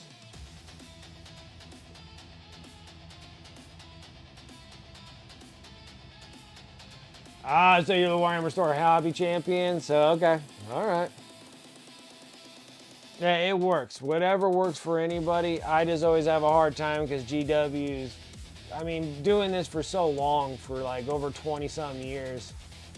That's the reason why I'm having a hard time like buying like old world miniatures, because they were never that price like 20 years ago for the same miniatures. I can see paying full price for like the Cathy army stuff, because they're like brand new miniatures, but I can't see myself paying current prices for something that's 40 years old. So, but it'd be cool once I get into those. Those would be really neat.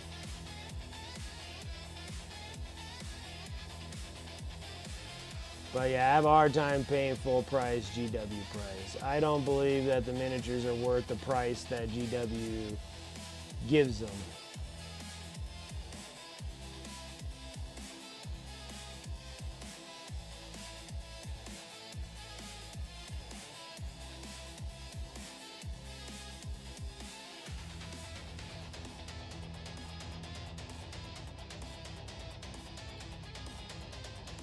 Since Rogue Trader? Okay, that's a good time. Yeah, that's a good long time.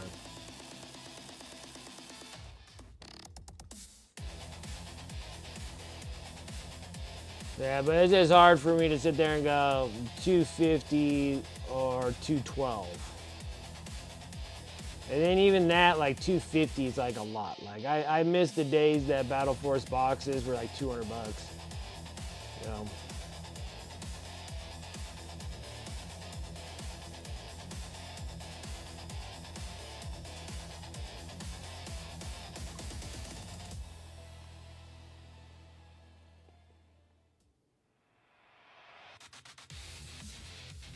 Pretty soon it's going to get to a point where I can't afford GW anymore, and the only content I'll have is the content boxes that I have, because eventually I believe that once Battle Force boxes reach the $300, I think I'll be done buying miniatures. If Battle Force boxes hit 300, I'll be done with GW. Like I'll just keep what I have, sell what I got, and keep what I want. And I don't think I'll ever buy any more from GW, because you got to say like that 11th edition box is going to be $300. Like once it surpasses that 300, I'm no longer interested in it no more. Yeah, it's just it's not even reasonable to even spend money on it anymore. Yeah, it's the same here. Like my local stores, I have to order all my stuff online. Like majority of my local stores don't give any discounts. Even the hobby stores, the GW stores. So I have to do all my orders online that offer 15% off. Like that helps. Like it helps. Like I need something that like slightly helps to keep me still in this hobby. But like I know for sure that 11th edition box will be $300, like hands down. They got away with it with Horus Heresy with the Age of Darkness boxes. They were $300, and we paid it. And so I know dang well that 11th edition is going to be $300 box. They're going to put a $300 price tag on that box. And then that'll probably be the last edition that I'll ever buy. Will be 11th edition. And then that would be it. Because I think if it goes any further than that, if they go like 325, it's not even worth it to me anymore to even do that. Yeah, it's going to be a $300 box. Like, for sure it's going to be a $300 box. And once it gets over 300, like, in the next 3 years, it'll be a $325 box. Your Battle Force boxes are going to be $275. And it's just forcing me out of the hobby now. So I'm going to have to change up my dealio. Start painting Conquest models. Because you can buy a whole entire army for $400. But yeah, it's gonna get to the point where I'm not gonna be doing it. Well, paint what I have. I mean, I got a lifetime worth of miniatures to paint anyways. But I won't be buying any more boxes. It'll be the end of buying boxes.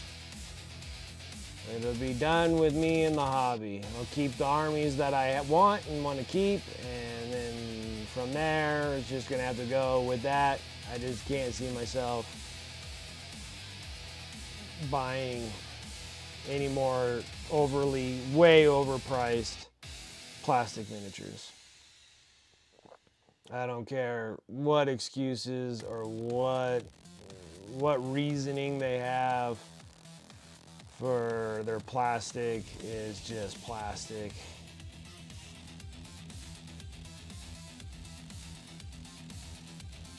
And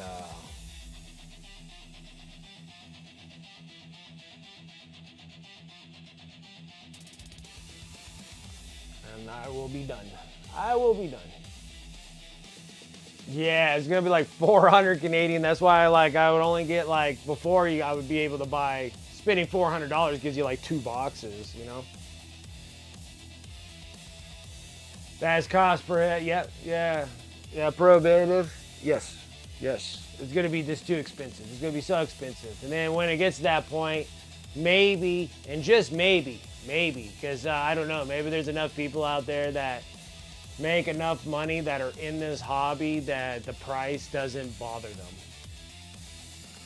But I'd imagine that eventually it's gonna tank. You're gonna lose that lower end. You're gonna lose that lower income people that are in the hobby. They're gonna change things. They're gonna start doing more 3D printed stuff. Like, I just know that's what's gonna happen. It's gonna be cheaper to 3D print miniatures that are relatively close to the miniatures that you have to play with.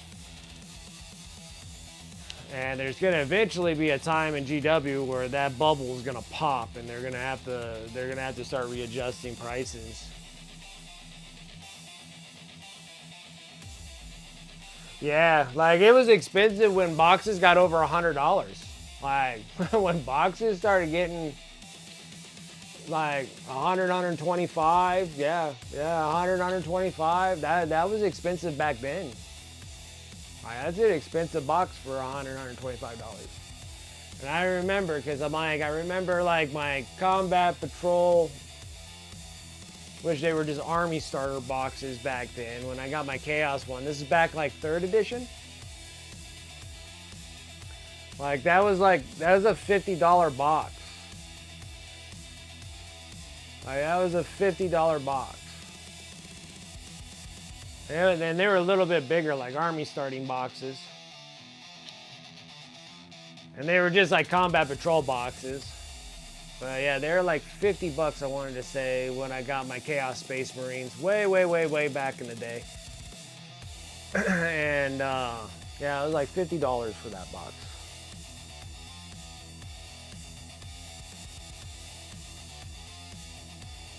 And then now they're $180 for a Combat Patrol box. In my eyes, I'm sitting there, I'm like, this thing is getting so out of control now.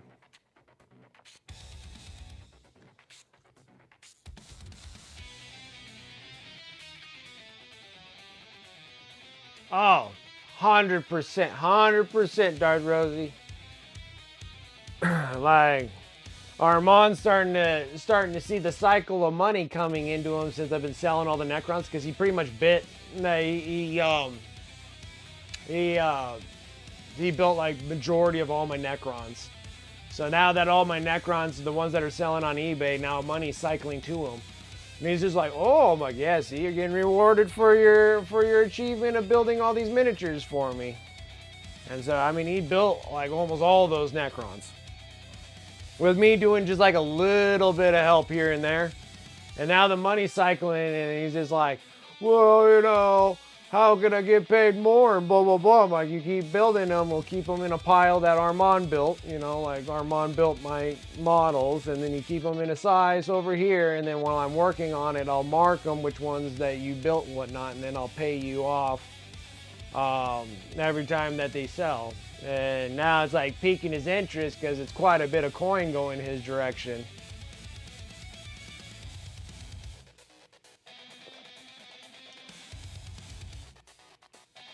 That's the big kicker there. Now, if they charge me a Battle Force box that's $250 and it's freaking fully built, 100%.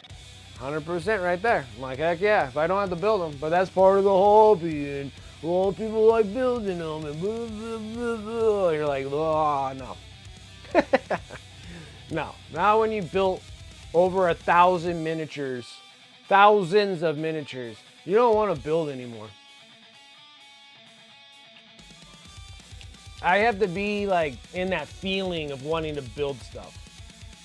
Like I have to be in that rhythm where like literally like painting is completely exhausted out of me. And then I'm like, I need to take and that happens very rarely. That happens like that happens like 2 weeks out of like 3 years that I sit there and I go, I am exhausted from painting, like completely wiped, and I actually take a 3-week break from painting. This happens once every 3 years. And then I'll sit down for 3 weeks and I build every day a plethora of the inventory that I have. And then I put them all in my box ready for painting, and then I'm back into painting again. But I do that once every 3 years. Like 3 weeks in 3 years. Like that 3 weeks in a row. Like I won't paint during my stream. The only time I paint is during the streams. I won't paint off stream. I won't paint at all. I'll just be building for like 3 weeks. But now I got such a huge inventory of built stuff that I don't think I'll take a break for some time. So, but yeah, it's to the point now where I am absolutely exhausted from building miniatures. I hate it.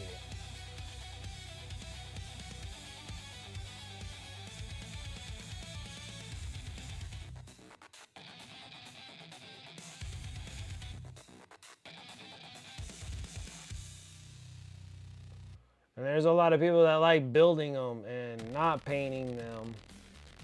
And I really miss that Canadian eBay buyer that I was buying majority of all my miniatures from him. Like I was paying pretty good price. Like it was pretty much the price of like what those miniatures are from GW price, and they were built, and they were built efficiently, like nice. They're not just clipping them out of the sprues and gluing them together, no scraping or anything of that nonsense that I've bought miniatures from. Like these ones were like nicely scraped. They filled them in. A lot of them had like a bunch of them had like all the seam lines all filled in and stuff with like sprue goo and stuff. They were fantastic. Like I bought like all my Hell Drakes already built from them, and it was like Canadian. It was from Canada that I was buying them from, and they were awesome. Like the Hell Brutes, like all these things. I bought all of them pre-built. They were like built and primed, so all you had to do was just take them out and paint them. They were perfect. They were perfect. I was sitting there, and then now I can't find the seller anymore. So maybe that person stopped. Maybe the miniatures got too expensive and then stopped doing it.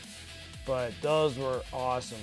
Like full price, full GW price for a built and primed miniature. All you had to do is just take it out and just start painting it. It was wonderful. And I had about like a year and a half of that. And then that person disappeared anymore off of eBay. I don't know what the hell happened.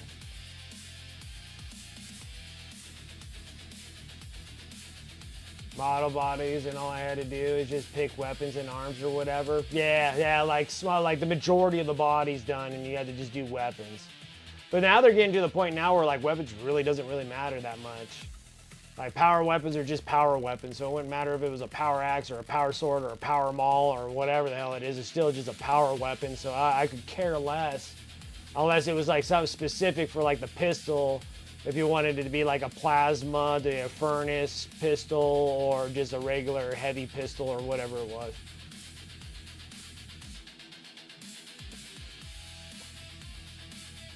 Only have so much time on Earth. Exactly. I only want to spend that time I have left on painting and playing. Yep. Yeah, you can build at work and no one cares. That's nice.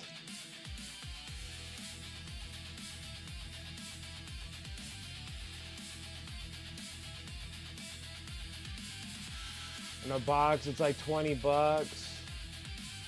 That's still a lot for a whole army. It is. See, like my son's like half of that.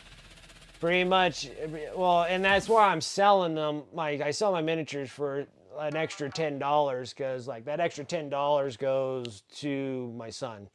So I sell all my miniatures with an extra additional $10 on everything. And then he's literally getting like $10 per unit. Of how I'm selling things. So yeah, but it can get expensive, especially if you have, you know, if you're starting to look at, 20 units, because most armies are having around, most armies have roughly around 20 units, right? Like minimum is 20 units.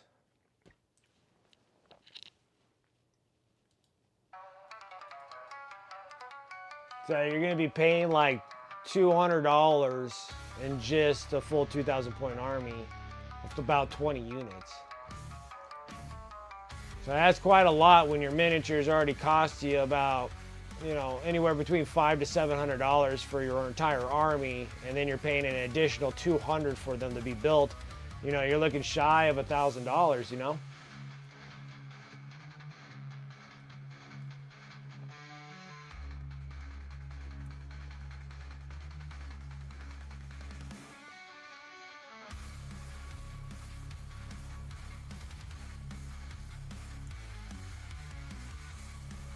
And then when we're already complaining about how expensive the miniatures are, we have to take the sacrifices of building these stinking things.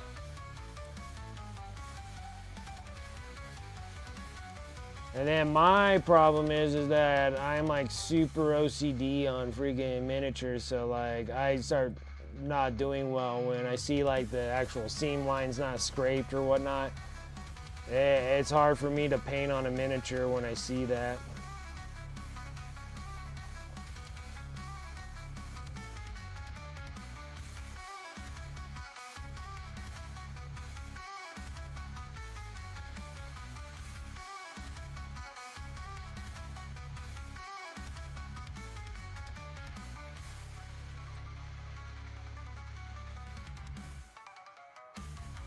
Yeah, so they probably won't get every mold line on the sprue that were $2 a model. Like that thing needs to be scraped. I better not see seam lines.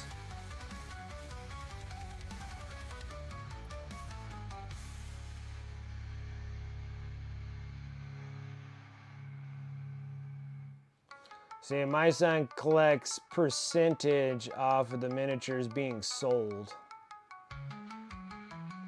So some miniatures will actually sell more than others, so he would actually make more off of certain miniatures.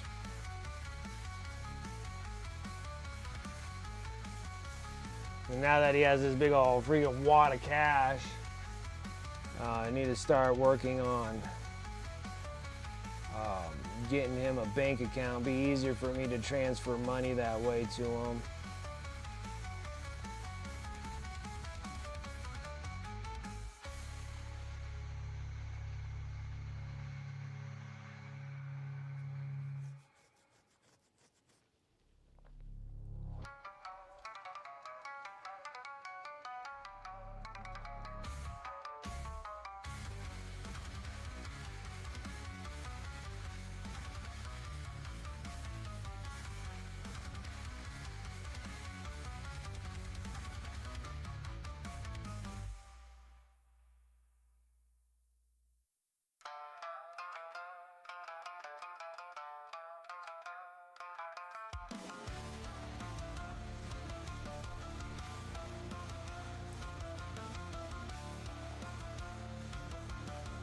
what's up, Hecatone? How you doing?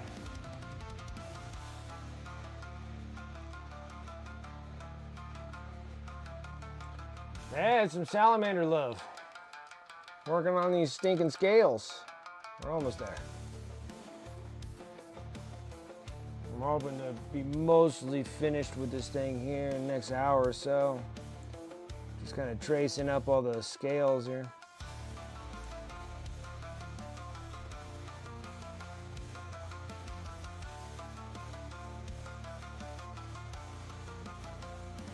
There's a lot of scales.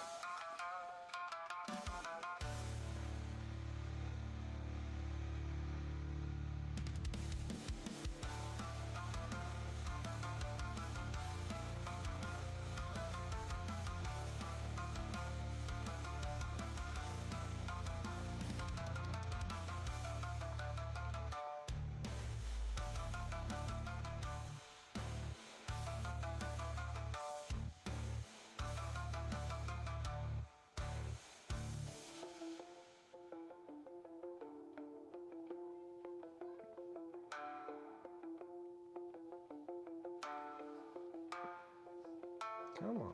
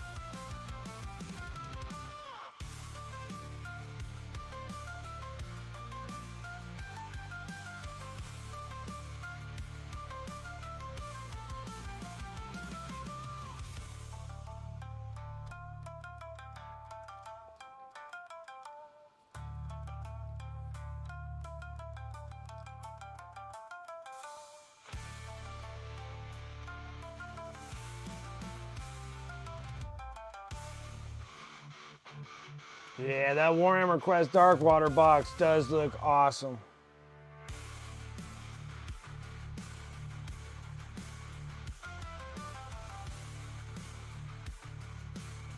It is a cool box.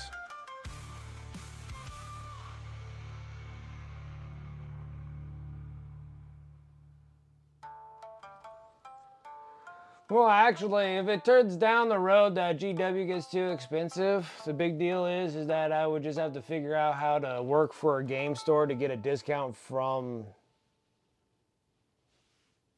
for the miniatures.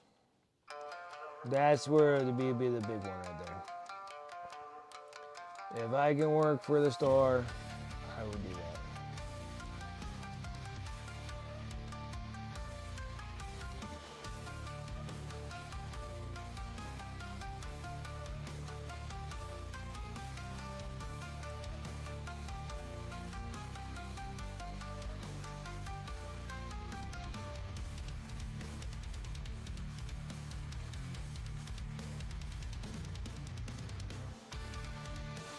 Like work like 1 day a week.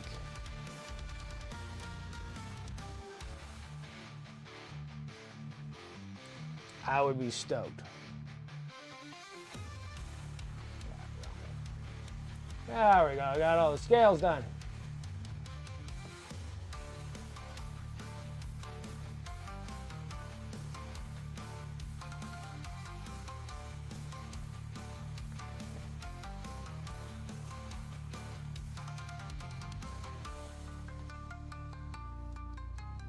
Okay, now that's done. That looks good.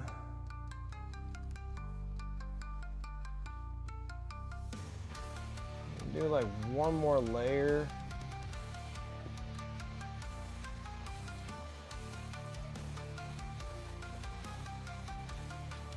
On this fabric.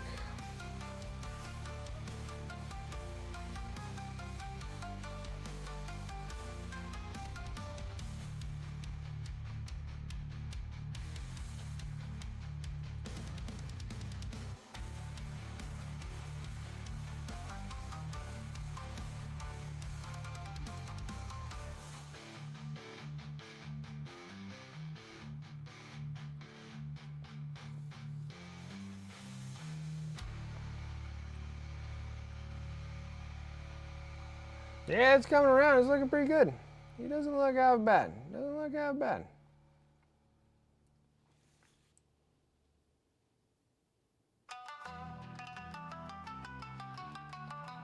Doesn't look that bad.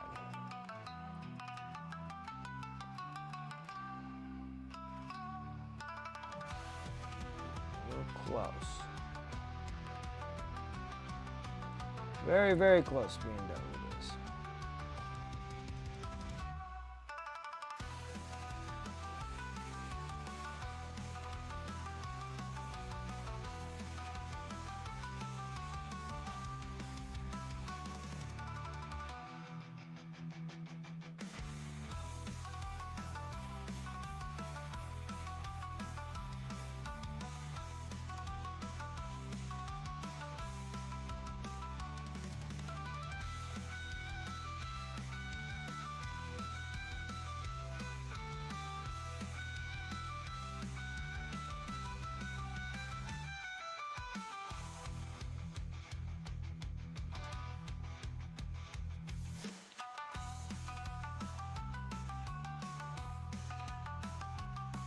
Okay, now let's go and get that rest of that purity seal done, because it's the one and only one that we got hanging there. Heck yeah. A little love over there on YouTube, I appreciate it. Trying to shoot for 1,000 follows over there. I appreciate that immensely.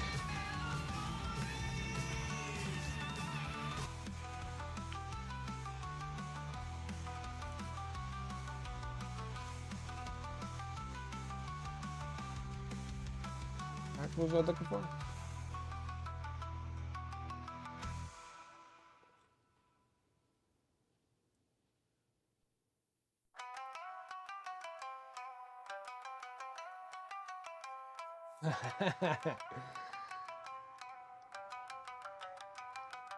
Yeah.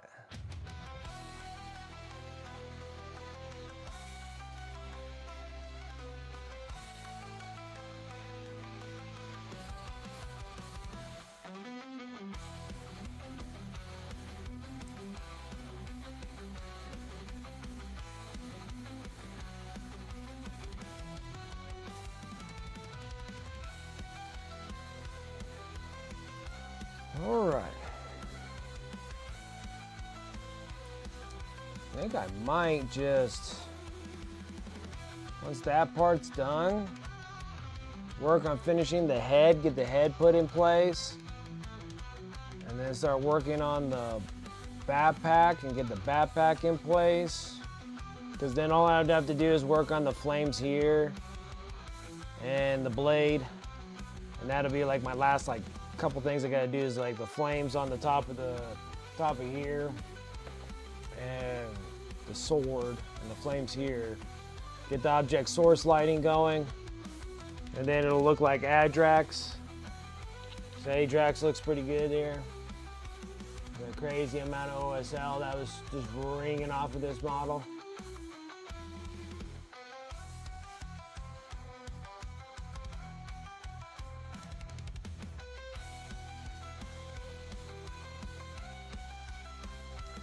And then get the same kind of an object source light on this one too.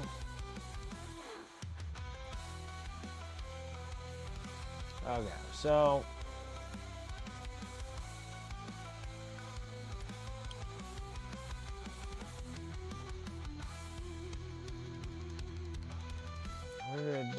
gold? Oh, there it is.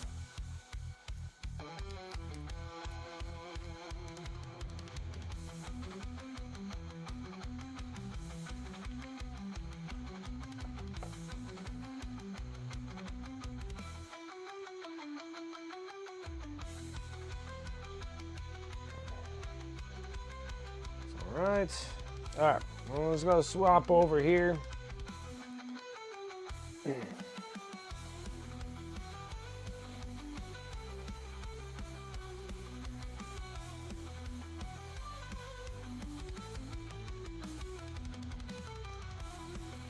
Another coat of black. And you gotta get the head looking right.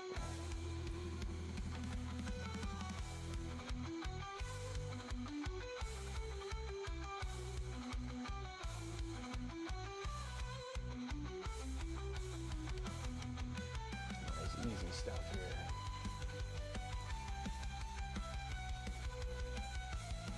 Easy that I can do.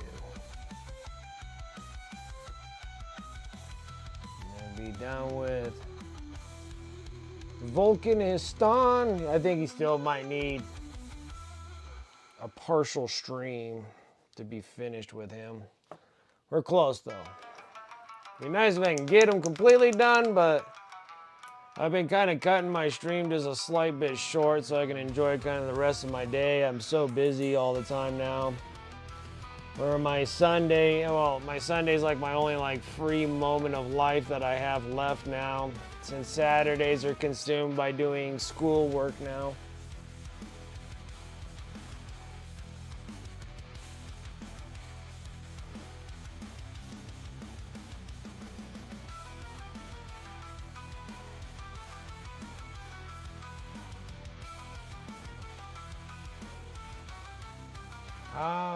To an extent, yes and no.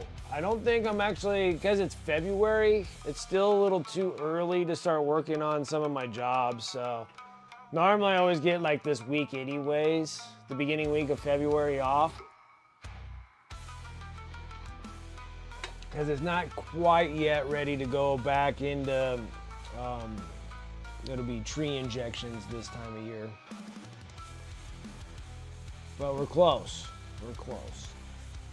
It might still be another week, and that's just because it's just the timing of things.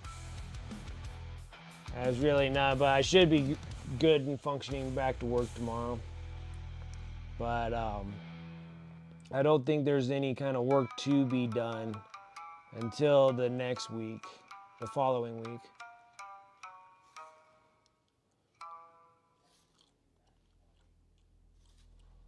But we're gonna get close.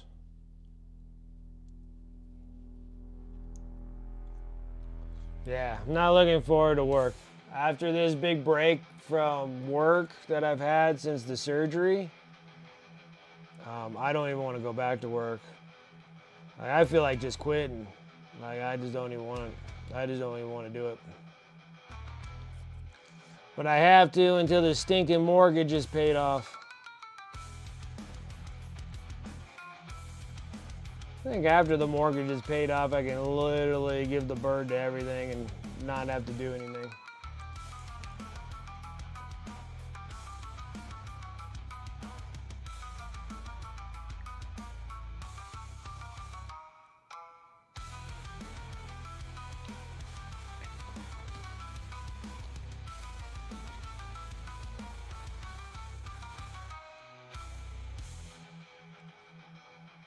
And the main goal here is to get the house paid off.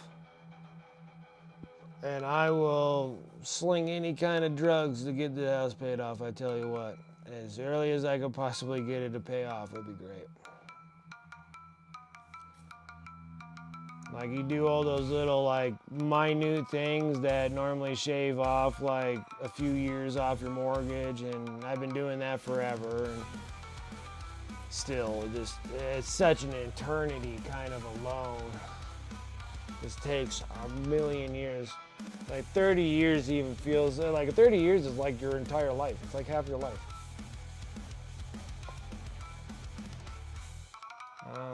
that gray?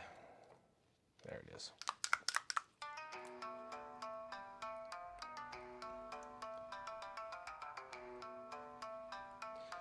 Gotta get that stinking house paid off. And that's why I'm going back to school to learn how to do my HVAC stuff so I can replace my HVAC stuff. And just like a series of crap to do. It's not even pleasant. Not even remotely pleasant.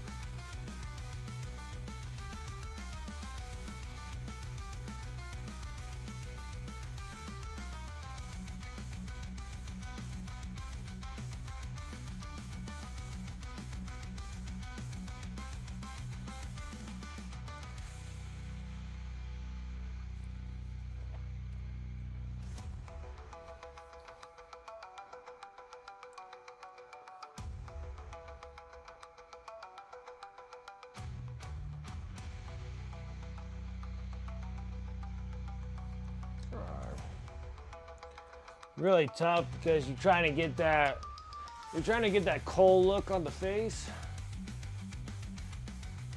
Yeah, my way of doing coal is more like blue.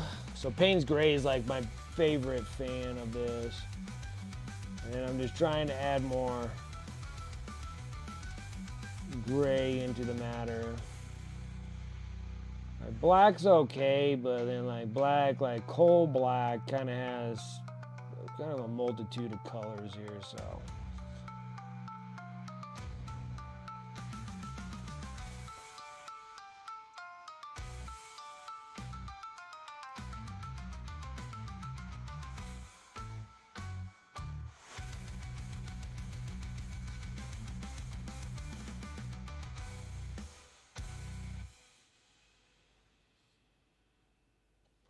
But Payne's Gray is like my favorite. You can go like coal black into Payne's Gray is like my favorite.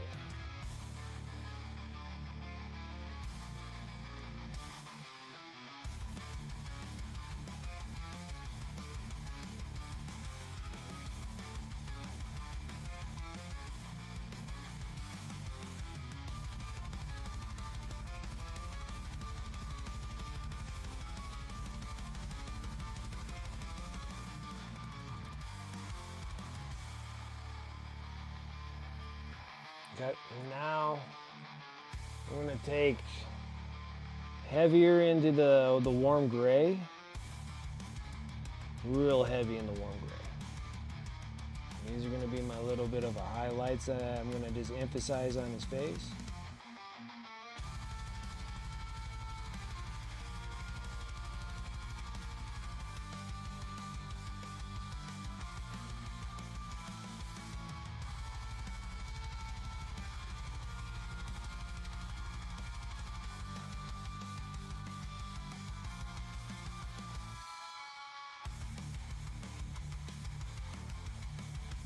Kind of feel like his face lights up a little bit, but we're still kind of relatively keeping the concept of having, okay, I guess it's not a good term though, but keeping his coloration into that coal black color. but then also giving some characteristics of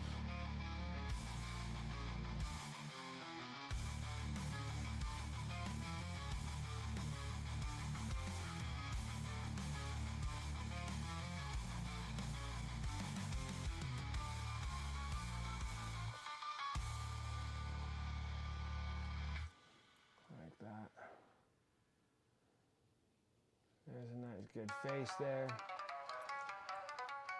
Now, we gotta dip right into his, well, we got two eyeballs. This one for sure is always red anyways, because it's a lens. But then this one here, they have red eyes.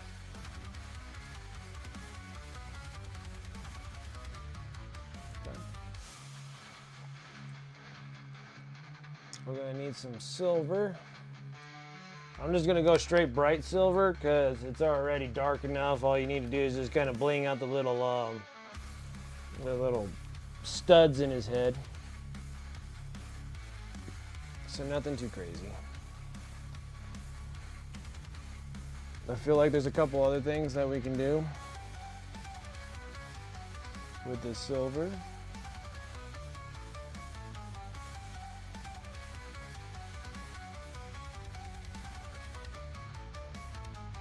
Okay. I'm going to edge these things up just a touch too.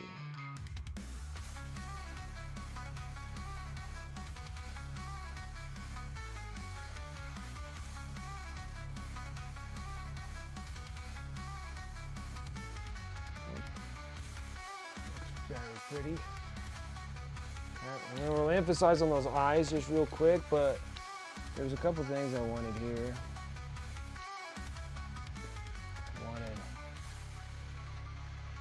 That there, another one right here. Felt like there was another spot. Right here.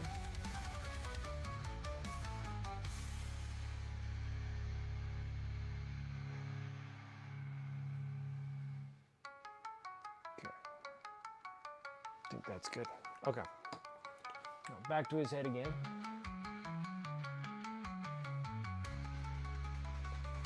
And like I said, there ain't a lot going on here, so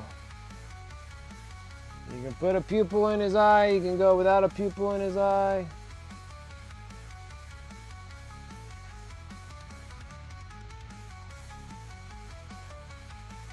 You really need a whole lot in there.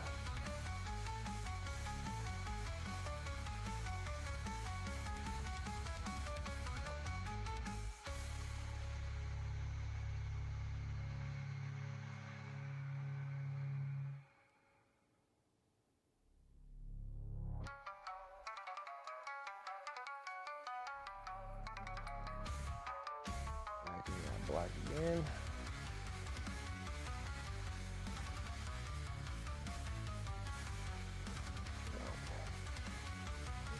Eye in there. Head looks solid. I need to go grab the glue. I left the glue out in the other hobby station. I'll be right back, guys. I'll probably grab another soda.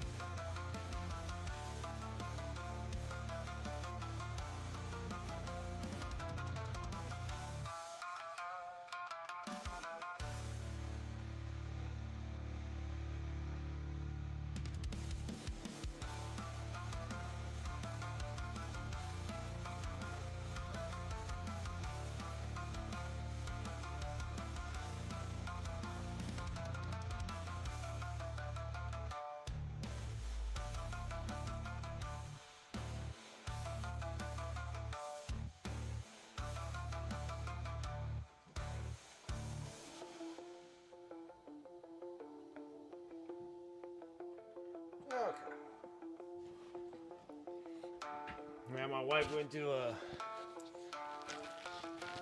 baby shower. It's actually my neighbor's daughter that's having that had the baby, and wonder if they're gonna like the present I made, cause it didn't take very long, but like we got like a bunch of baby yarn, like the super soft yarn, like the big thick yarn, and then I finger knitted a whole blanket, because I think newborn babies always need blankets. They always need blankets. So I finger knitted it's called finger knitting, and then you sit there and you're like pulling like a bunch of loops through it and stuff. It was actually not that bad. It was actually, that's probably the way to make blankets actually. And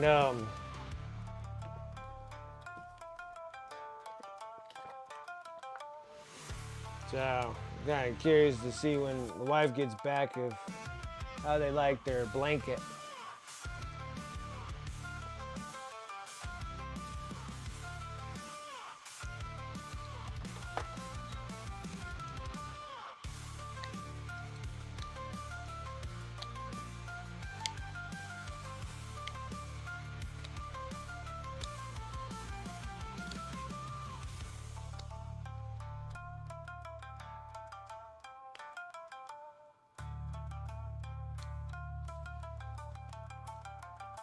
Yeah, I enjoyed actually doing the blanket so much. I was thinking about making like a Warhammer blanket for my living room.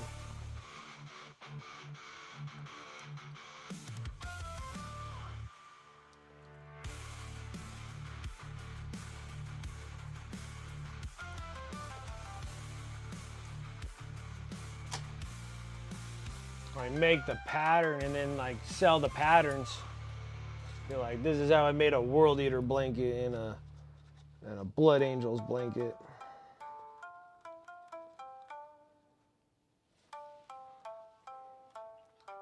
There's a Black Templars blanket, just like a big black blanket, and just has like the big old fist on there.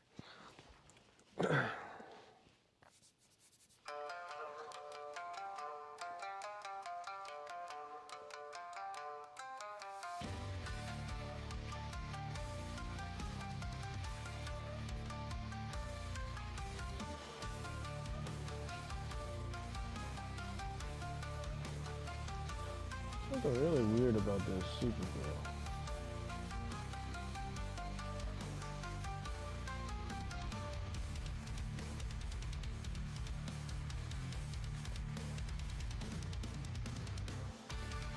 Wow, this stuff is ridiculous. Oh, there's this big old.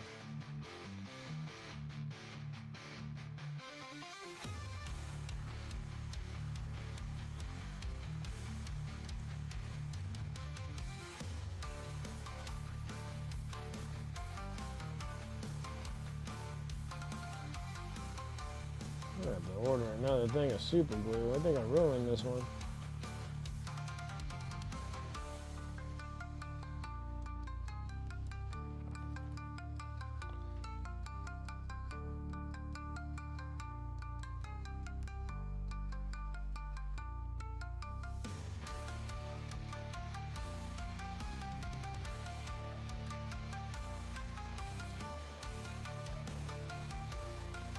Solid, looking solid.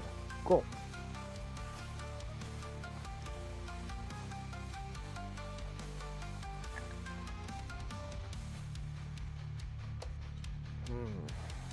Got some issues. I got issues.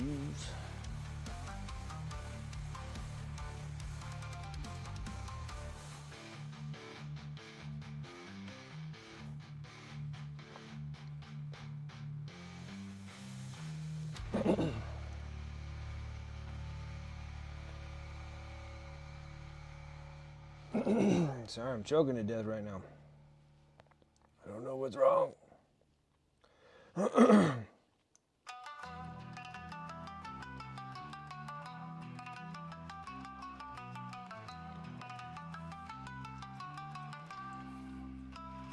Crazy Star, I'll see you Tuesday. Absolutely. You have a good one.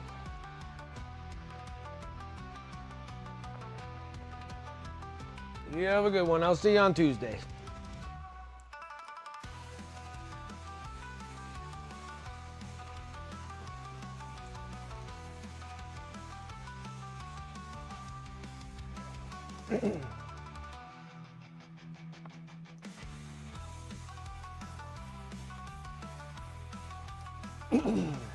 All right.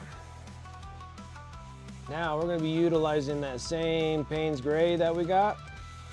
We're going to brighten it up a little bit with the pale yellow, or bright ivory, sorry.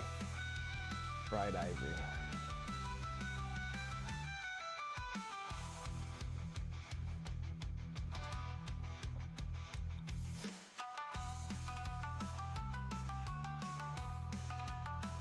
Oh, I'm trying to brighten it up.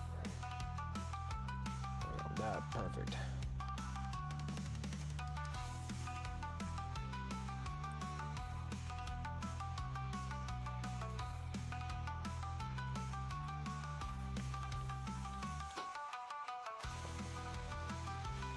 All right, now we're just going to be edging this thing up.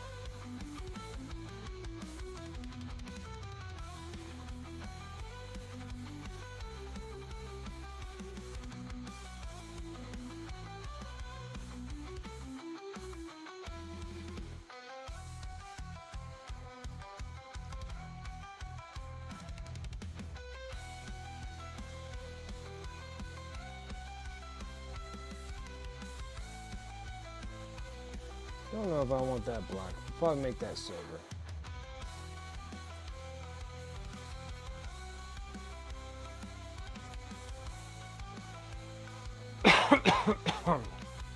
Excuse me. Dying here.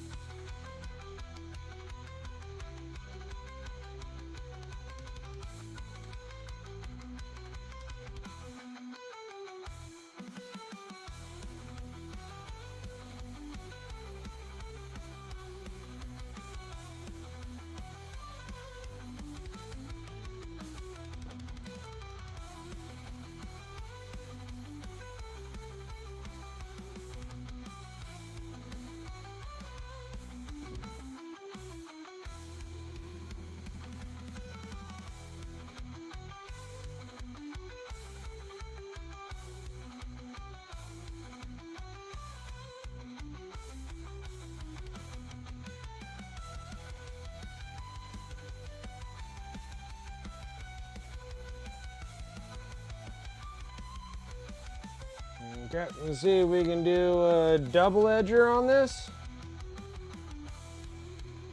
See if I can actually get. See if we can hit this right. Okay, there's two. See if we can get all three in one shot.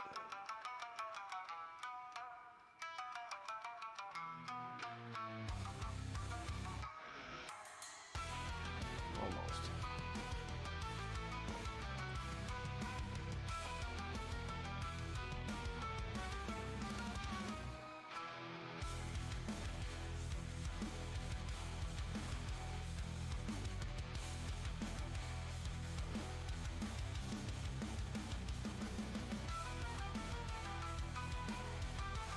Not bad, not bad, not bad.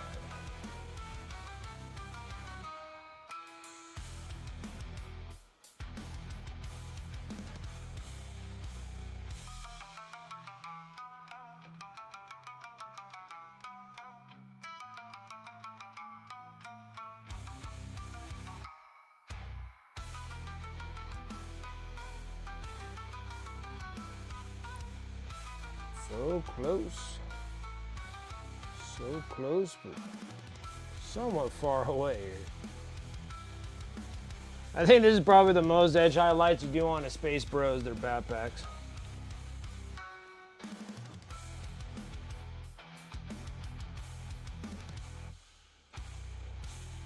Especially when a backpack is just solid black.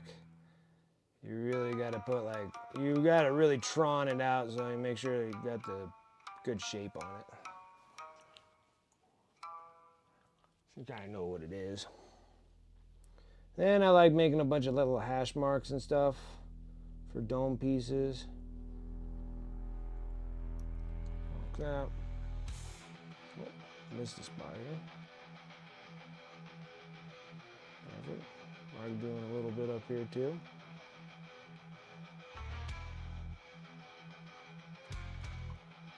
A little bit here.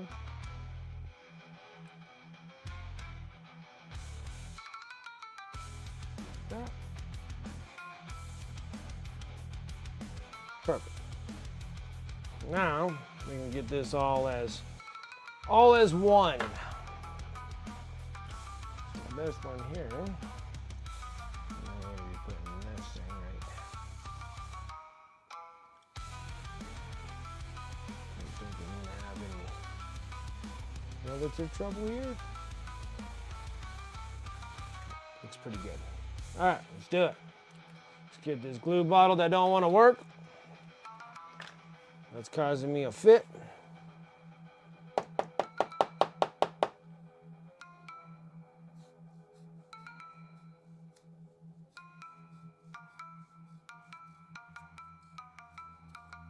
I think I'm gonna order like, instead, these are like 1 ounces, aren't they? Yeah, I'm gonna order like 50 ounces, like half an ounce.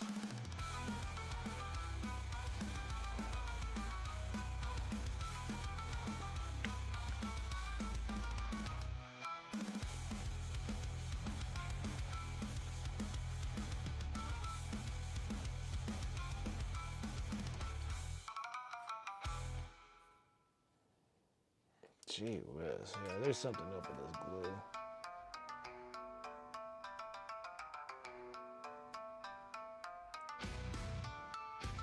It's like just thick as paste.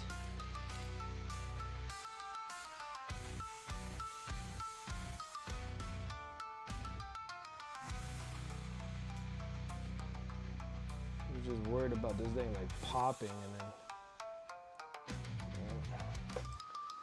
blowing super glue all over and ruining the miniature. I'd be extremely up. Oop, oop, oop, oop. Come on. Know your place, backpack, and stay where you're supposed to be. Oh, it doesn't even want to go in there. What the hell?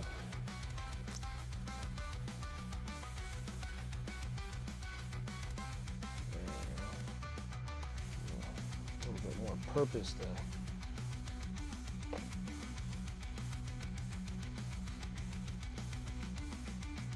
we go. That's better. All right, now we've got a backpack on it. Back this up a little bit.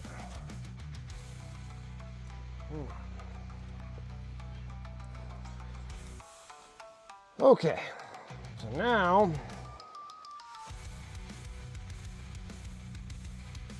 we got multitudes of things we got to work on here. One, we got to get the blades looking solid and not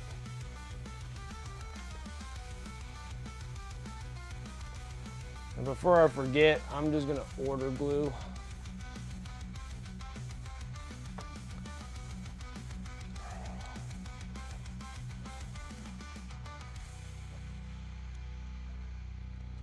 I need super glue.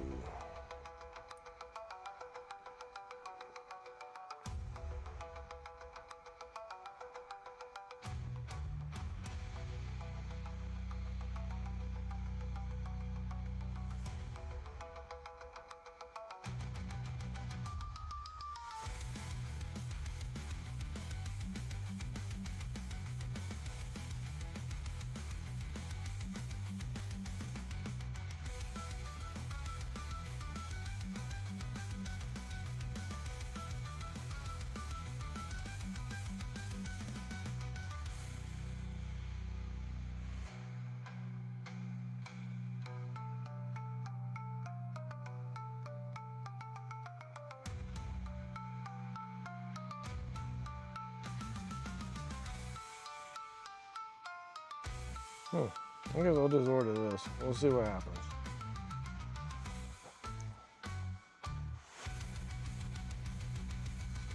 Because I think with the big bottles that I don't glue enough stuff, so then it just kind of turns into crap.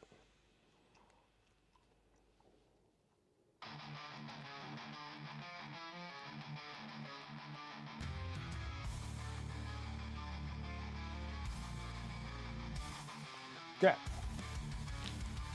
All right. Now let's start getting things down to the final countdown here. I like this. A little bit of decayed metal. Let's go ahead and get all the gold and silver and all that stuff that we're planning on doing here. Don't need a whole lot of it. I just threw down that color. We just did the dwarf gold. We're going to throw a little elven gold. Like I said, I've been trying to use up my scale 75 true metallic metals. Nothing like there's anything wrong with them. I got too many stinking paints, and I'm just trying to cycle through all my paints and just like actually utilize them and get them done. And then I'm doing white gold.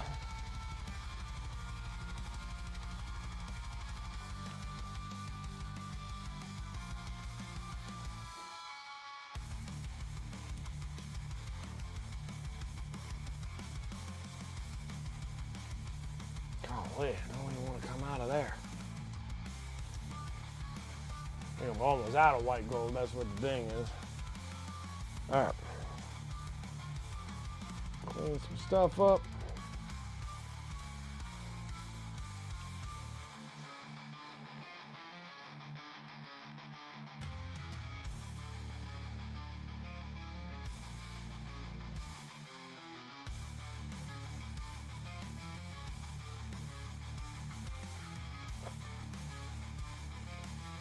Using this decayed metal first.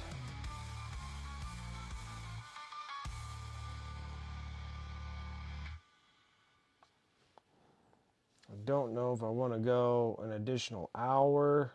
I put myself at 3 hours, which I'll be done in about 15 minutes or so. But I may carry myself a little longer. We'll see what happens here. I'm really close.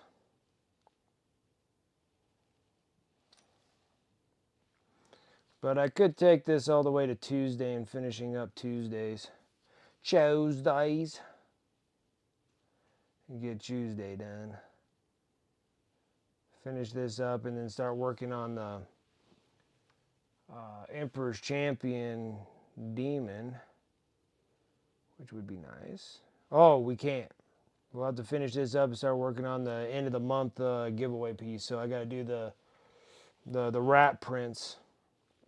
We're gonna do the rat prints, and then I got to make a scenario base with it being in a sewer with a light source coming in one direction, and then the shadow of that of him would be a big rat creature on the wall. That's the idea on that one. Still want to execute the process of making shadows and shadow effects. So that would be the deal. So I probably will close up shop here in a few minutes. Let me get like all the gold and everything kind of relatively placed where I want it to be. And then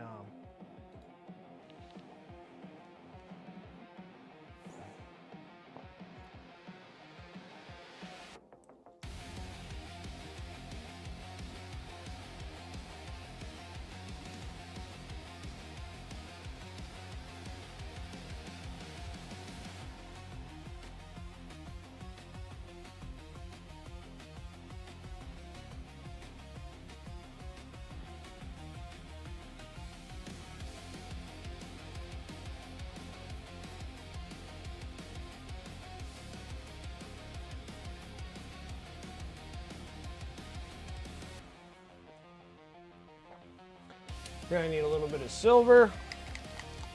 Dark silver, I have the bright silver ready. I need the dark silver. Just a smidge. Smidge, dark silver. What did I do with the bright silver? Bright silver. Actually be good and put my paint back.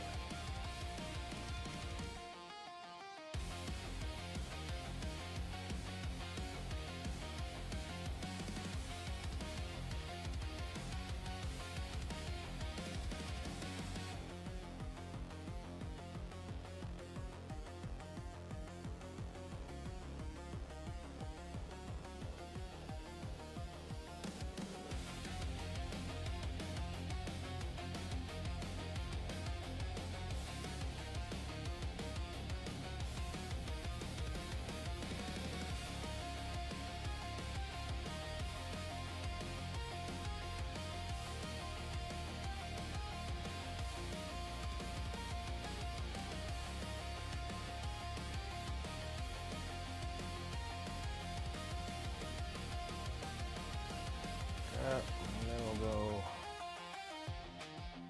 well, it's relatively dry. We'll go into the dwarven gold.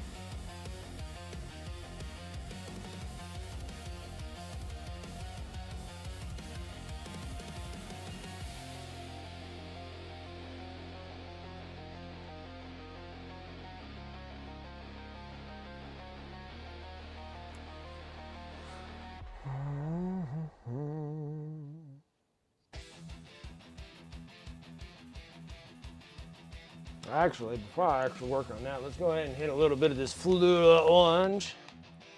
I'm gonna go into this fluorescent orange.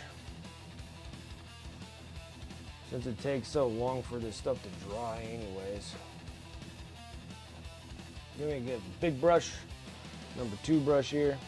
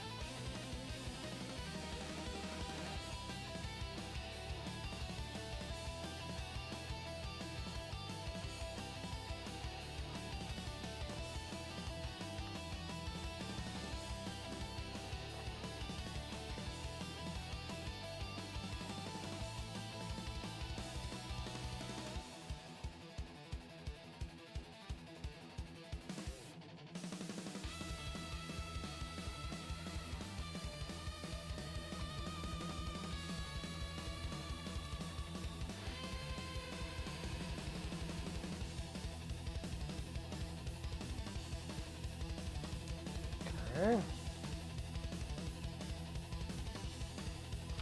Gotta go into the elven gold now, and that's just for this head right here.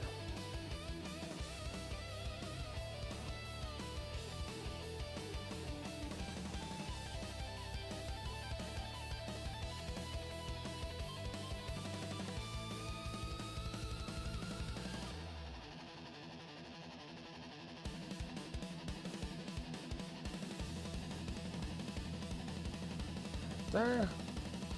I'm gonna take the white gold.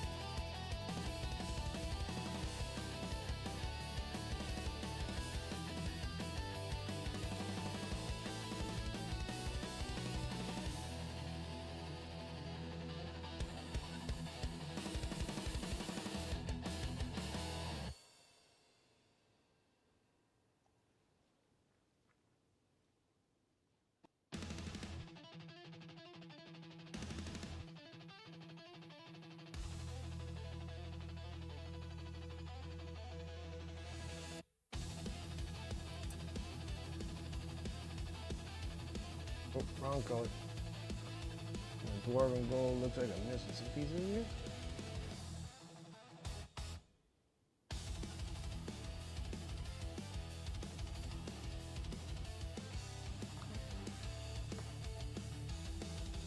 Pretty good.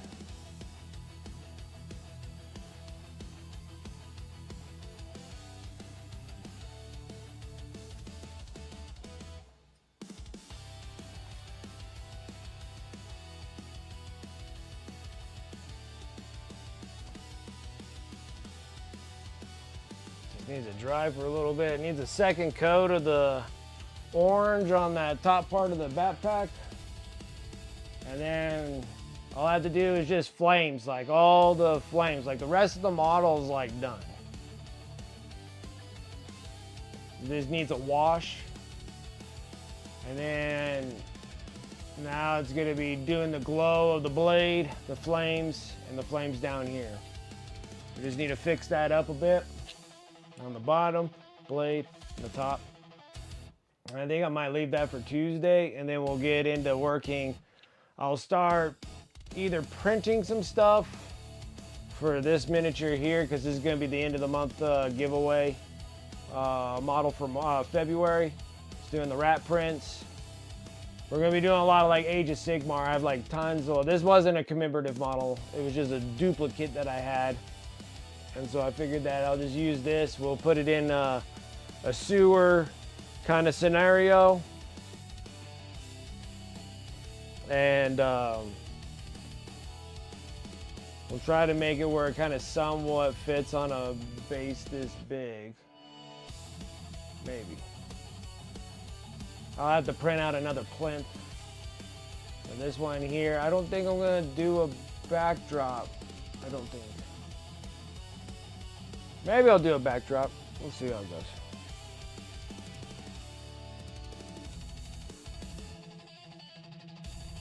I think I could probably make it without the backdrop. If we just continued something up above, like right here, I think it'll look kind of cool. But maybe I'll just print out a regular plinth. And that'd be kind of neat.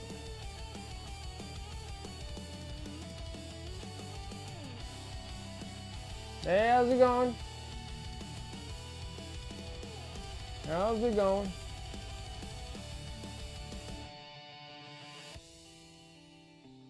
Looks like the crackle paste worked really good from Huge Miniatures. I have to say it like that. Has to be said that way. Can't be said any other way. This is Huge Miniatures. But that crackle paste worked really good. And then we just gotta get the flames working. But we're almost there. I may have to hold everything off until Tuesday because it takes forever for this fluorescent paint to dry. There, let me go and hit a little bit more. Let's go ahead and try to make this a little bit darker if we can.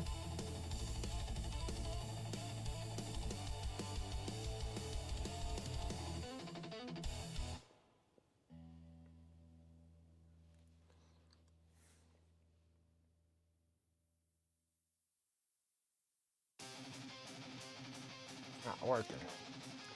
Let's get the hair dryer out. The good old friggin' wifey's hair dryer.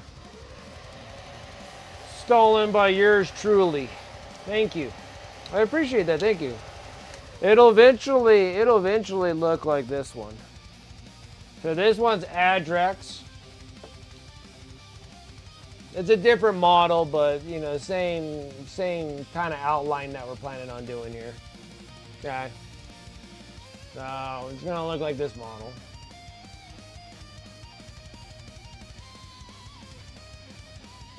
Okay.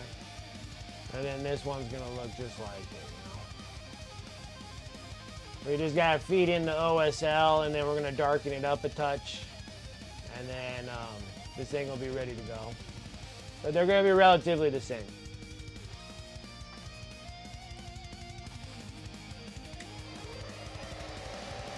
And these things were all commission pieces. And then my next two commission pieces are gonna be Emperor's Children stuff. So we got a Demon Prince and Fulgrim. And there's gonna be a lot of purple and magenta pinks and all sorts of stuff that we're gonna be doing with that one.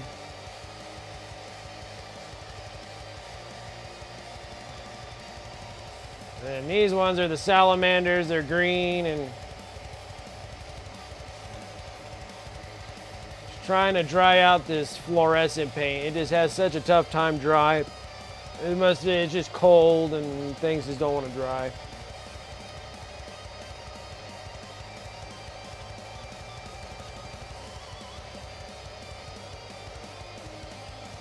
So I'm hitting it with a hair dryer right now just to try to flash dry that paint real quick so I can put the second coat on, and then I'm kind of done painting for today. I'm gonna go enjoy the rest of my Sunday.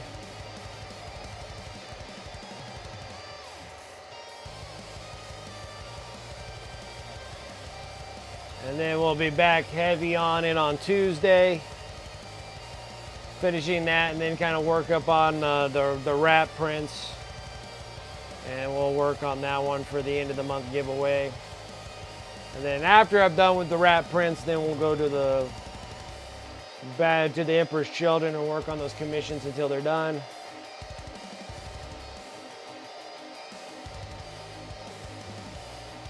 Yeah, but this one's gonna need just one more day. One more day. One more day. Just a partial stream. It's not even gonna take a whole stream to finish this thing. It's gonna just take a partial stream. Oh yeah, there we go. Now it's doing what it's supposed to be doing. Just trying to make it darker.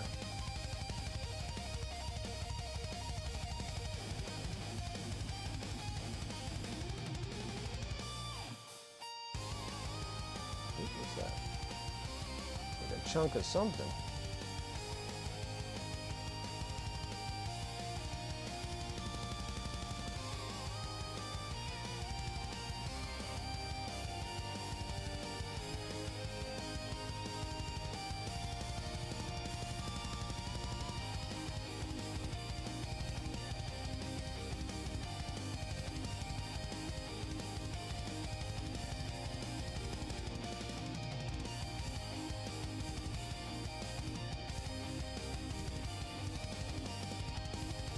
Another chunk of something.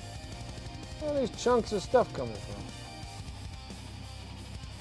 Look at that, found another chunk of something.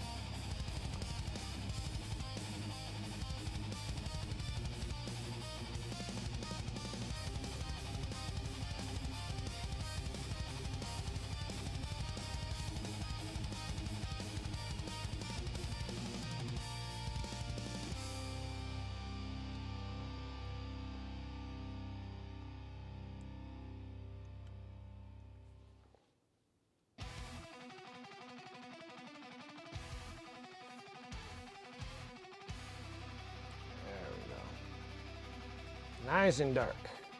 It's hard to tell when my lighting and everything is making this stuff like glow way more than it actually is. Nope, did I put it for 4 hours? My thing not gonna scream at me?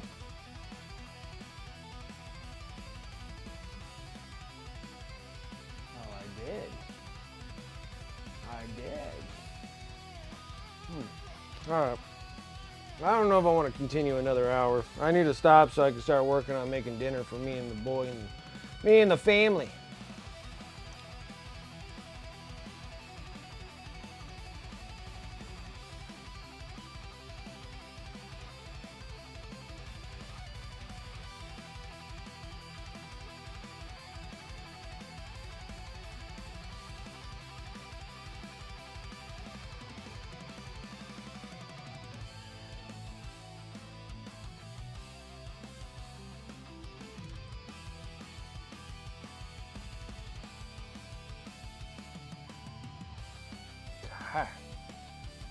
Little bit of salamanders. This has been a blast. I like painting something that's just not ultra bros. Painting some salamanders is nice. That was fun. It's not done. We still got to do a lot more. Still not done. But I think I might hold this off until Tuesday, and then I need to start working on getting stuff like ready to prep for this model. So I gotta start prepping for this thing too. I need to print a bunch of stuff off the 3D printer and try to make things work a wee bit more on this. There's a bunch of rat tails. These are the rat prints for the Soul Blight Bleep Blops for Age of Sigmar.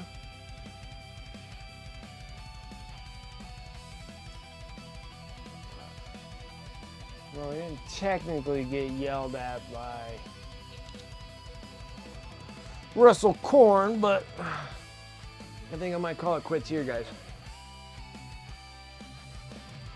Do I have anybody to raid into today?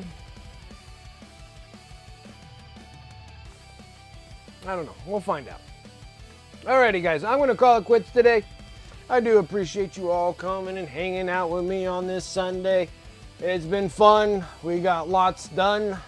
Vulkan Histon is all together. We just need to do all the flame works. So I'll do that on Tuesday. We'll do all the flame works because we got to reintroduce the whites and then get the yellows in there. And then we got to do like the red, orange, and possibly black tips on them. We'll see how it goes. We might go without the black tips. Maybe a little bit of black tips. But other than that, dude, we'll get this thing all wrapped up and then get the sword and everything all glowing. And then we'll start introducing the object source lighting, the heavy object source lighting throughout the whole miniature and stuff. So that'll be really nice. Hecatone, you have a good evening as well. Thank you guys so much for coming and hanging out with me. I do appreciate you guys over here on Twitch, follows, and subs and resubs. Thank you guys, appreciate that. And then over on YouTube, if you're seeing me over on YouTube, make sure that you like the video and then make sure that you're subscribing to the channel over there on YouTube. I really do appreciate the support there. Trying to work on that Destiny grind. Is that Destiny grind all the way to 1,000? We're making good pace. If I can just get, even if it's 1 or 2 every stream, we'll be doing pretty well. We'll be flying through there. So if you guys give me support over there on YouTube, I need to get to that 1,000, and then I could probably introduce something a little bit more interesting into YouTube. If we're doing like end of the month giveaways like I do over here on Twitch, I can integrate that over there into YouTube and maybe do a dual giveaway. We'll see how it goes, but I still got a lot of time ahead of me, so we'll keep grinding in that Destiny grind to 1,000 there, and I do appreciate you guys. Like, thank you. Shout out to the sponsors above. You can use those commands in chat or exclamation mark. I don't think I have any mods, so we're just gonna do this. So we're gonna sit there, exclamation mark sponsors, or you can use the commands above. You're more welcome to use those affiliate links, discount codes as much as you like. You'll also have my Discord. Let's see. My Discord, it is also over there. My sponsor affiliate links are there, so you can use the links, discount codes as much as you like. Save on those hobby dollars while we can, because everything is getting really expensive down the road anyways. So utilize what we got and see where we go. Also, I have my eBay store, exclamation mark eBay, or you can go, it's on there on Discord as well, and you can put the command in the chat for eBay. It takes you over to my eBay store, or you can go on eBay and look me up for Wicked Minis.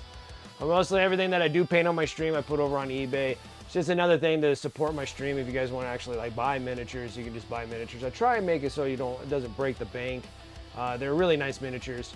And they're good for your gaming tabletop, and another way of supporting the stream also. So it all comes back into the stream. It doesn't go anywhere else but here. So I do appreciate that when you guys do. Let's see here. I got, of course, if you're over here on YouTube, exclamation mark YouTube, come and give me a follow over there. I really do need the support on that end as well. So thank you guys, and thank you guys for watching over there. And also on my socials, exclamation mark socials, you can follow me over on Instagram and stuff. I do need to start working on my socials a little bit more. I got a million pictures I need to put up there, but it just takes time like anything else, and I will start getting things up there as soon as I can. But other than that, that's pretty much my spiel. Thank you guys. I do appreciate it. Let me go refresh my Twitch. Let's see who in the heck is out and about. Let's see here.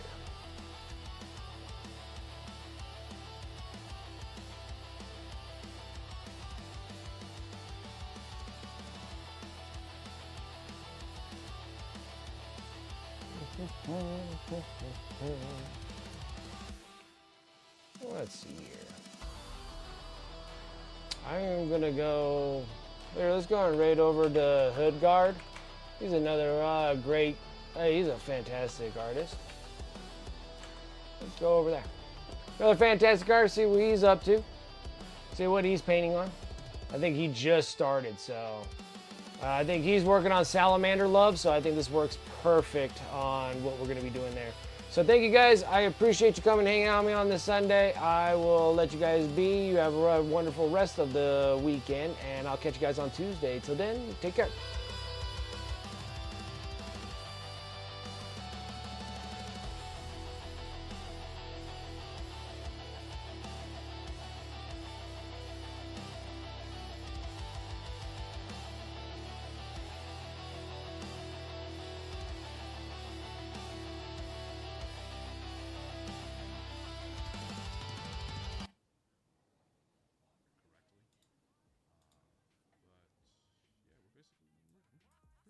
This in the next couple of days, so I'm behind schedule, but that's okay. Hello, Emilio and Wicked Minis coming in with the raid